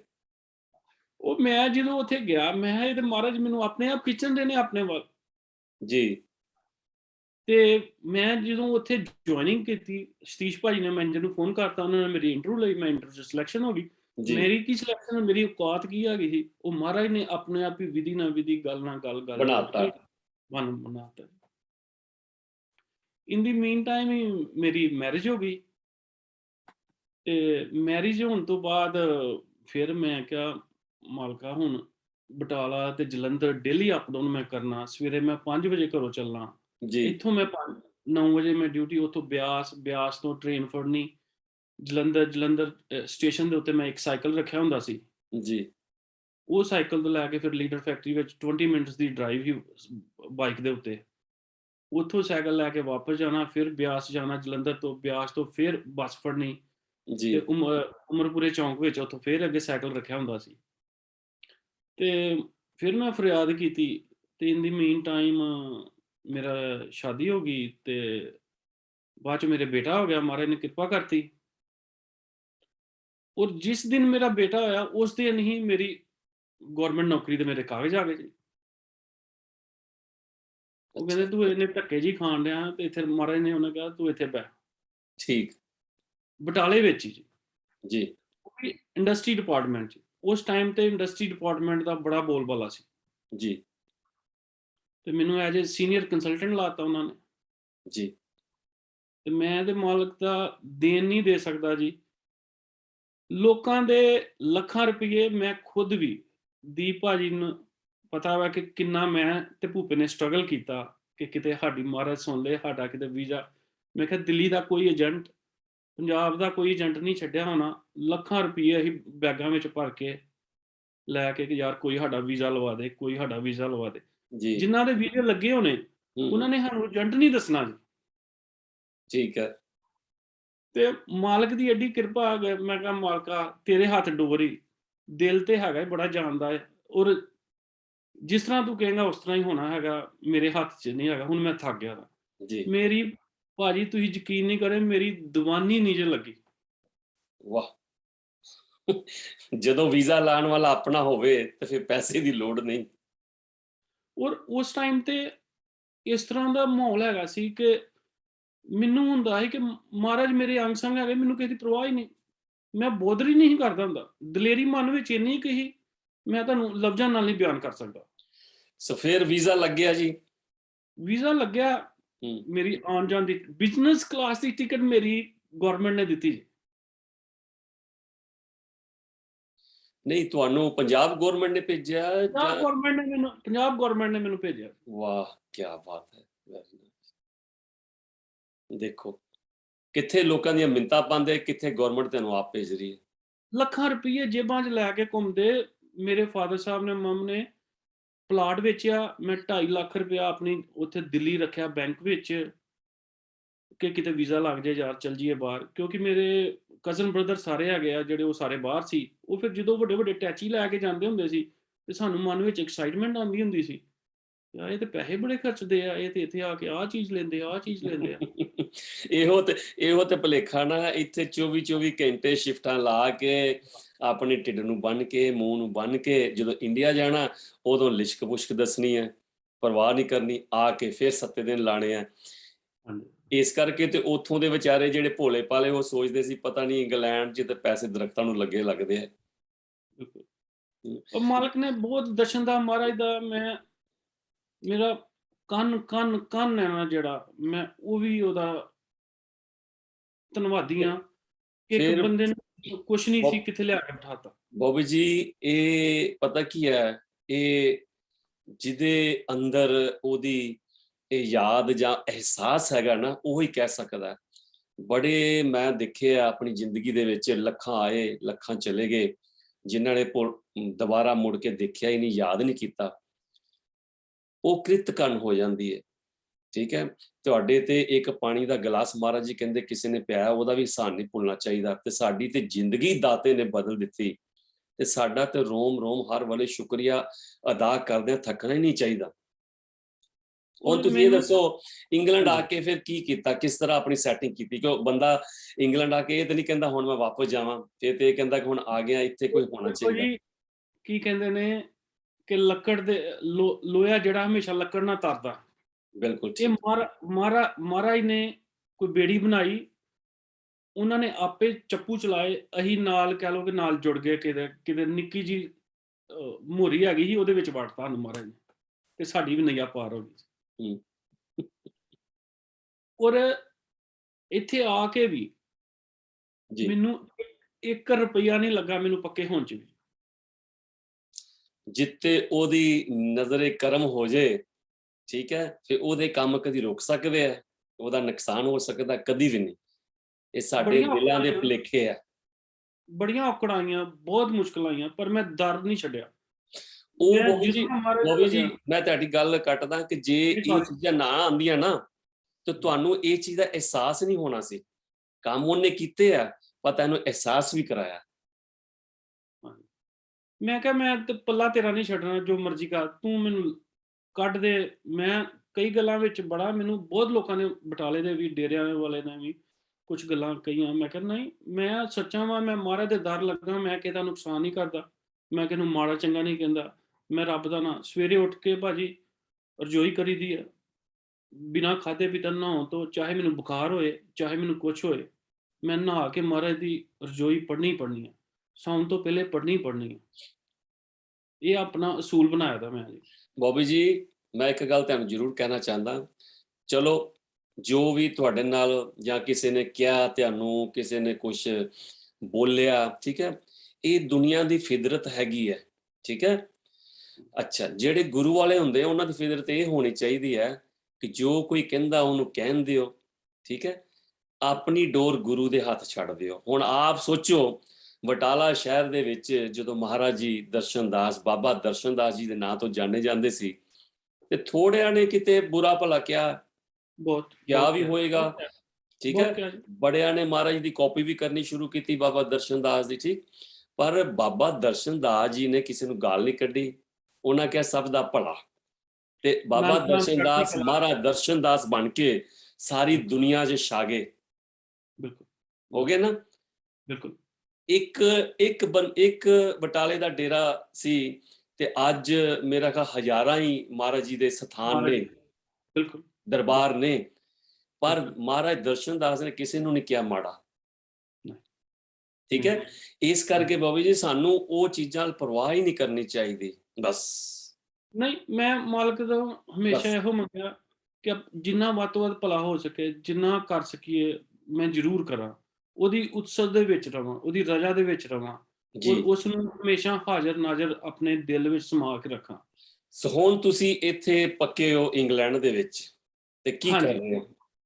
ਮੈਂ ਜੀ ਮਹਾਰਾਜ ਦੀ ਕਿਰਪਾ ਦੇ ਆਸ਼ੀਰਵਾਦ ਨਾਲ ਮੇਰਾ ਇੱਕ ਛੋਟਾ ਜਿਹਾ ਬਿਜ਼ਨਸ ਹੈ। ਜੀ ਰੋਟੀ ਪਾਣੀ ਵਧੀਆ ਮਿਲਦਾ ਜੀ। ਮੈਂ ਜੀ। ਬਹੁਤ ਹੀ ਜ਼ਿਆਦਾ ਸ਼ੁਕਰਗੁਜ਼ਾਰ ਹਾਂ। ਮੇਰੇ ਕੋਲ ਅਮਰੀਕਨ ਫਰੈਂਚਾਈਜ਼ੀ ਹੈ ਸਬਵੇ, ਅੱਛਾ, ਵਾਹ। ਤੇ ਮੈਂ ਪਿਛਲੇ 9 ਸਾਲ ਤੋਂ ਕਰ ਰਿਹਾ ਬਿਜ਼ਨਸ। ਦੇਖੋ ਜੀ, ਇਹ ਚਲੋ ਤੁਸੀਂ ਛੋਟੀ ਕੀ ਹੈ, ਨਾਂ ਵੱਡਾ ਹੈਗਾ। ਤੇ ਇਹ ਚਲੋ ਇੱਥੇ ਰਹਿਣ ਵਾਲੇ ਵੀ ਆ ਕਿ ਕਈਆਂ ਨੂੰ ਉਹ ਵੀ ਨਸੀਬ ਨਹੀਂ ਹੈਗੀ। ਮੈਂ ਤੁਹਾਡੀਆਂ ਗੱਲਾਂ ਸੁਣ ਕੇ ਇਹੋ ਹੀ ਮਤਲਬ ਕਿ ਉਹਦੀ ਰਹਿਮਤ ਦੇਖਦਾ ਪਿਆ ਕਿ ਜਦੋਂ ਤੁਹਾਡੇ ਅੰਦਰ ਉਹਦੀ ਯਾਦ, ਉਹਦੀ ਸ਼ਰਧਾ, ਉਹਦੀ ਭਾਵਨਾ ਆ ਜਾਂਦੀ ਹੈ, ਤੇ ਤੁਹਾਨੂੰ ਕੋਈ ਵੀ ਨਹੀਂ ਰੋਕ ਸਕਦਾ। ਉਹ ਤੁਹਾਡਾ ਕੰਮ ਜਿਹੜਾ ਕੋਈ ਵੀ ਕਿ ਅੜਚਨ ਨਹੀਂ ਪੈ ਸਕਦੀ। ਹਰ ਕੰਮ ਤੁਹਾਡਾ ਫਤਿਹ ਹੁੰਦਾ, ਉਹ ਟਾਈਮ ਨਾਲ ਹੁੰਦਾ, ਠੀਕ ਹੈ। ਕਈ ਕਹਿੰਦੇ ਨੇ ਕਿ ਉਹਨਾਂ ਨੇ ਮਹਾਰਾਜ ਜੀ ਨੂੰ ਦੇਖਿਆ ਜਾਂ ਮਹਾਰਾਜ ਜੀ ਨੂੰ ਦੇਖਿਆ ਹੀ ਨਹੀਂ, ਤੇ ਹੁਣ ਜੇ ਉਹ ਕਿਸੇ ਕੋਲ ਨਹੀਂ ਜਾਣਗੇ ਜਾਂ ਉਹਨੂੰ ਕੋਈ ਸਾਹਮਣੇ ਨਹੀਂ ਕਹੇਗਾ, ਨਹੀਂ ਮਿਲੇਗਾ, ਸ਼ਾਇਦ ਉਹਨਾਂ ਦਾ ਕੰਮ ਨਹੀਂ ਹੋਣਾ। ਇਹ ਨਹੀਂ ਕੰਮ ਹੈਗਾ। ਅੱਜ ਇਹ ਤੁਹਾਡੀ ਗੱਲ ਇਹ ਦੱਸਦੀ ਹੈ ਕਿ ਤੁਸੀਂ ਭਾਵੇਂ ਕਿਸੇ ਕੋਲ ਜਾਂਦੇ ਜਾਂ ਨਹੀਂ, ਰੋਜ਼ ਜਾਓ ਰੋਜ਼ ਆਓ, ਤੇ ਤੁਹਾਡਾ ਤਾਂ ਹੀ ਕੰਮ ਹੋਣਾ ਨਹੀਂ। ਨਹੀਂ ਤੁਹਾਡੀ ਨਹੀਂ ਸਟੋਰੀ ਤੋਂ ਇਹ ਆਂਦਾ, ਅੱਖਾਂ ਬੰਦ ਕਰਕੇ ਉਹਦੇ ਅੱਗੇ ਸੱਚੇ ਹਿਰਦੇ ਨਾਲ ਅਰਦਾਸ ਕਰੋ, ਉਹ ਤੁਹਾਡੇ ਨਾਲ ਹੈ ਔਰ ਉਹ ਤੁਹਾਡੀ ਅਰਦਾਸ ਪੂਰੀ ਕਰਦਾ, ਜਿਹੜੀ ਤੁਹਾਡੇ ਫਾਇਦੇ ਵਾਸਤੇ ਹੁੰਦੀ ਹੈ। ਜਿੰਨੇ ਤੁਹਾਡਾ ਨੁਕਸਾਨ ਕਰਨਾ, ਉਹ ਪੂਰੀ ਨਹੀਂ ਕਰਦਾ। ਮੈਂ ਤੁਹਾਨੂੰ ਇੱਕ ਗੱਲ ਦੱਸਣਾ ਚਾਹਾਂਗਾ ਕਿ ਮੇਰੇ ਉੱਤੇ ਇੰਨਾ ਕੁ ਔਖਾ ਟਾਈਮ ਆਇਆ 2018 ਵਿੱਚ। ਮੈਂ ਬਹੁਤ ਜ਼ਿਆਦਾ ਬਿਮਾਰ ਹੋ ਗਿਆ। ਜੀ ਮੈਂ ਇੱਥੋਂ ਜਰਮਨੀ ਗਿਆ, ਜਰਮਨੀ ਤੋਂ ਮੈਂ ਇੰਡੀਆ ਗਿਆ। ਮੈਨੂੰ ਕੋਈ ਵਾਇਰਸ ਇਸ ਤਰ੍ਹਾਂ ਦਾ ਆ ਗਿਆ, ਉਹਨੇ ਮੇਰੀ ਪੂਰੀ ਬੋਡੀ ਹਿਲਾ ਕੇ ਰੱਖ ਛੱਡੀ ਕਿ ਡਾਕਟਰਾਂ ਨੂੰ ਇਹ ਨਾ ਸਮਝ ਲੱਗੇ ਕਿ ਇਸ ਬੰਦੇ ਨੂੰ ਹੋ ਕੀ ਗਿਆ। ਨਾਰਮਲ ਬੰਦੇ ਦੀ ਹਾਰਟ ਬੀਟ 70 ਤੋਂ 90 ਤੱਕ ਹੋਣੀ ਚਾਹੀਦੀ ਹੈ, ਮੇਰੀ ਹਾਰਟ ਬੀਟ 200 225 ਜਾਂਦੀ ਸੀ। ਓਹੋ ਵਾਹ। ਨਾ ਮੈਂ ਚਿਕਨ ਖਾਣਾ, ਨਾ ਵਿਸਕੀ, ਨਾ ਕੋਈ ਇਹੋ ਜਿਹੀ ਗੱਲ, ਨਾ ਕੋਈ ਮਾੜਾ ਚੰਗਾ। ਪਤਾ ਨਹੀਂ ਕੀ ਵਾਇਰਸ ਆ ਗਿਆ, ਇੰਡੀਆ ਤੋਂ ਆ ਗਿਆ ਜਾਂ ਜਰਮਨੀ ਤੋਂ ਆ ਗਿਆ, ਕਿਸ ਤਰ੍ਹਾਂ ਹੋਇਆ। ਤੇ ਮੈਨੂੰ ਇੰਟੈਂਸਿਵ ਕੇਅਰ ਵਿੱਚ ਲੈ ਗਏ। ਜੀ ਤੇ ਮੈਂ ਤੇ ਮਹਾਰਾਜ ਦੀ ਅਰਜ਼ੋਈ ਪੜ੍ਹਦਾ ਰਿਹਾ, ਜੀ ਪਰ ਹਨੂੰਮਾਨ ਚਾਲੀਸਾ ਇਸ ਤਰ੍ਹਾਂ ਮਹਾਰਾਜ ਦਰਸ਼ਨ ਦਾ ਤੇਰੇ ਹੱਥ 'ਚ ਖੇਡ ਆ। ਮੈਨੂੰ ਨਹੀਂ ਪਤਾ ਮੇਰੀ ਫੈਮਿਲੀ ਬਾਹਰ ਰੋਣ ਡਈ ਆ, ਮੈਨੂੰ ਕੁਛ ਨਹੀਂ ਪਤਾ। ਮੈਨੂੰ ਹੁਣ ਦੱਸਦੇ ਨੇ ਕਿਸ ਤਰ੍ਹਾਂ ਹੋਇਆ। ਜੀ ਉਹਨਾਂ ਨੇ ਮੈਨੂੰ 6 ਸ਼ੌਕ ਲਾਏ ਜੀ। ਉਹਨਾਂ ਨੇ ਆਪਣੇ ਵੱਲੋਂ ਉਹਨਾਂ ਨੇ ਕਹਿੰਦੇ ਇਹਦਾ ਹਾਰਟ ਪਤਾ ਨਹੀਂ ਕਦੋਂ ਬਲਾਸਟ ਹੋ ਸਕਦਾ। ਜੀ ਕਿ ਉਹਨਾਂ ਨੇ ਹਾਰਟ ਮੈਨੂੰ ਬੀਟਿੰਗ ਬਹੁਤ ਜ਼ਿਆਦਾ ਸੀ। ਬਹੁਤ ਜ਼ਿਆਦਾ ਸੀ। ਹੂੰ। ਪਰ ਉਸ ਮਹਾਰਾਜ ਦਰਸ਼ਨਦਾਸ ਨੇ ਮੇਰੀ ਕਿਸ ਤਰ੍ਹਾਂ ਜਾਨ ਬਖਸ਼ੀ ਮੈਨੂੰ ਨਹੀਂ ਪਤਾ। ਮੈਂ ਤੇ ਮਹਾਰਾਜ ਦੇ ਵੱਲੋਂ ਅਰਦਾਸ ਕੀਤੀ ਤੇ ਮੈਨੂੰ ਨਹੀਂ ਪਤਾ ਕੀ ਹੋ ਰਿਹਾ ਕੀ ਨਹੀਂ ਹੋ ਰਿਹਾ। 2 ਸਾਲ 2018 ਤੋਂ ਲੈ ਕੇ 2020 ਤੱਕ ਜੀ ਮੈਂ ਇੰਨੇ ਕੁ MRIਆਂ ਕਰਾਈਆਂ, ਇੰਨੇ ਕੁ ਹਾਰਟ ਸਕੈਨ ਕਰਾਏ, ਇੰਨੇ ਕੁ ਬਲੱਡ ਟੈਸਟ ਦਿੱਤੇ। ਜੀ ਉਸ ਦਾਤੇ ਦੀ ਕਿਰਪਾ ਨਾਲ 2 ਸਾਲ ਦੇ ਵਿੱਚ ਸਾਰੇ ਨੈਗੇਟਿਵ ਆਏ। ਵਾਹ, ਦੱਸੋ। ਔਰ ਇਹ ਉਹ ਦਾਤਾ ਨਹੀਂ ਕਰਨ ਡਿਆ ਤੇ ਹੋਰ ਕੌਣ ਕਰਨ ਡਿਆ? ਹੁਣ ਮੈਂ ਇੱਥੇ ਇਹ ਤੁਹਾਡੀ ਗੱਲ ਨੂੰ ਸੱਚ ਸਾਬਤ ਕਰਨ ਵਾਸਤੇ ਤੁਹਾਨੂੰ ਛੋਟੀ ਜਿਹੀ ਇੱਕ ਗੱਲ ਦੱਸਦਾ। ਮਹਾਰਾਜ ਜੀ ਦੇ ਹਜ਼ੂਰੀ ਰਾਗੀ ਜਿਨ੍ਹਾਂ ਨੂੰ ਦਾਸ ਬਲਵਿੰਦਰ ਜੀ ਕਿਹਾ ਕਰਦੇ ਸੀ, ਹਾਂਜੀ, ਠੀਕ ਹੈ। ਦਿੱਲੀ ਨਵੰਬਰ ਦਾ ਮਹੀਨਾ ਸੀ 83 ਚ। ਉੱਥੇ ਕੁਛ ਜਿਹੜੇ ਐਂਟੀ ਬੰਦੇ ਹੁੰਦੇ ਉਹਨਾਂ ਨੇ ਗੋਲੀ ਚਲਾਤੀ ਸੀ। ਹਾਂਜੀ, ਦਾਸ ਬਲਵਿੰਦਰ ਸਿੰਘ ਜੀ, ਦਾਸ ਮਾਨ ਸਿੰਘ ਜੀ ਮਹਾਰਾਜ ਦੇ ਪਰਸਨਲ ਸੈਕਟਰੀ, ਹਾਂਜੀ, ਉਹਨਾਂ ਨੂੰ ਗੋਲੀ ਲੱਗੀ ਸੀ, ਠੀਕ ਹੈ। ਤੇ ਬਲਵਿੰਦਰ ਜੀ ਦੇ ਗੋਲੀ ਇੱਥੇ ਹਾਂ ਸਿਰ 'ਚ। ਕਿਤੇ ਸਿਰ 'ਚ ਇੱਥੇ ਲੱਗੀ ਸੀ, ਨਾਲ ਉਹ ਪੁੜਪੜੀ ਤੇ ਨਾਲ ਅਟੈਚ ਹੋ ਗਈ ਸੀ। ਤੇ ਇੰਡੀਆ ਉਹਨਾਂ ਦਾ ਹਸਪੀਟਲ 'ਚ ਆਪਰੇਸ਼ਨ ਨਹੀਂ ਕਰ ਸਕੇ। ਉਹ ਕਹਿੰਦੇ ਕਿ ਜੇ ਉਹ ਗੋਲੀ ਖਿੱਚੀ ਕਿ ਵੀ ਇਹ ਖਤਮ ਹੋ ਜਾਏਗਾ, ਹਾਂਜੀ, ਜਿੰਨੀ ਦੇਰ ਜਿੰਦਾ ਰਹਿ ਸਕਦਾ। ਉੱਥੇ ਆਪਰੇਸ਼ਨ ਨਹੀਂ ਕਰਵਾਇਆ ਮਹਾਰਾਜ ਜੀ ਨੇ, ਤੇ ਮਹਾਰਾਜ ਜੀ ਨੇ ਉਹਨਾਂ ਨੂੰ ਇੰਗਲੈਂਡ ਇੰਗਲੈਂਡ ਆ ਗਏ। ਠੀਕ ਹੈ। ਮੈਂ ਸ਼ੋਰਟ ਸਟੋਰੀ ਦੱਸਦਾ। ਹਾਂਜੀ, ਇੰਗਲੈਂਡ ਆ ਗਏ, ਇੰਗਲੈਂਡ ਆ ਕੇ ਇੱਥੇ ਕੀਰਤਨ ਦਰਬਾਰ ਕਰਦੇ ਰਹੇ, ਕੀਰਤਨ ਹੁੰਦਾ ਰਿਹਾ, ਕੁਛ ਨਹੀਂ ਹੋਇਆ। ਤੇ ਇੱਕ ਦਿਨ ਮਹਾਰਾਜ ਜੀ ਨੇ ਕਿਹਾ ਯਾਰ ਤੂੰ ਆਪਰੇਸ਼ਨ ਕਰਵਾ ਲੈ ਨਾ। ਉਹ ਕਹਿੰਦਾ ਮੈਂ ਠੀਕ ਆ, ਕਹਿੰਦੇ ਤੂੰ ਆਪਰੇਸ਼ਨ ਕਰਵਾ। ਐਨੀਵੇ ਜਾਂ ਉਹਨਾਂ ਨੂੰ ਕੋਈ ਥੋੜੀ ਪ੍ਰੋਬਲਮ ਹੋਈ, ਆ ਡੋਨਟ ਨੋ। ਉਹਨਾਂ ਨੂੰ ਇੱਥੇ ਆਪਣਾ ਹਸਪੀਟਲ ਲੈ ਗਏ। ਜਦੋਂ ਉਹਨਾਂ ਸਕੈਨ ਕੀਤਾ ਕਹਿੰਦੇ ਯਾਰ ਤੇਰੇ ਗੋਲੀ, ਕਹਿੰਦੇ ਹਾਂ। ਕਹਿੰਦੇ ਯਾਰ 2 ਸਾਲ ਤੋਂ ਗੋਲੀ ਤੇਰੇ ਦਿਮਾਗ 'ਚ। ਕਹਿੰਦੇ ਇਹ ਹੈ।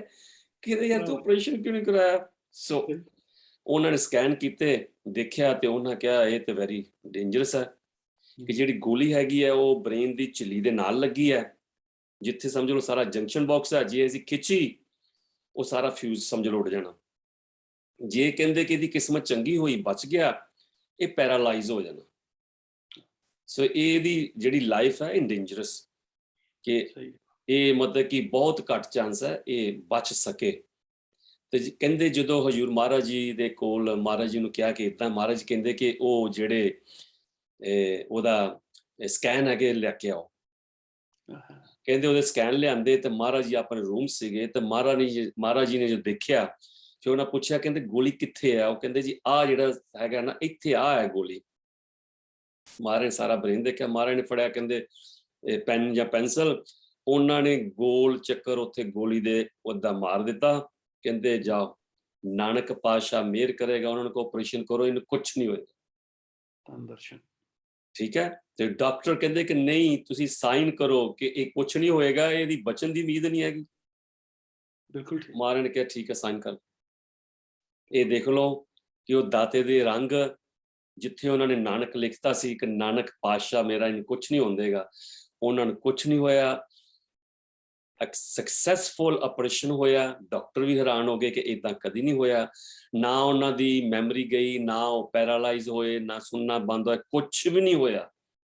ਔਰ ਉਹ ਬਿਲਕੁਲ ਗੋਲੀ ਸਹੀ ਉਹਨਾਂ ਨੇ ਸੋਨੇ 'ਚ ਬਣਾ ਕੇ ਆਪਣੇ ਇੱਥੇ ਗਲ 'ਚ ਗਲੇ ਪਾਈ। ਵਿੱਚ ਪਾਈ। ਵਾਹ ਦਰਸ਼ਨ। ਇਹ ਹੈ ਦਰਸ਼ਨ ਦਾਸ ਦੀ ਰਹਿਮਤ, ਜਿਹਨੂੰ ਉੱਤੇ ਵਿਸ਼ਵਾਸ ਹੈ।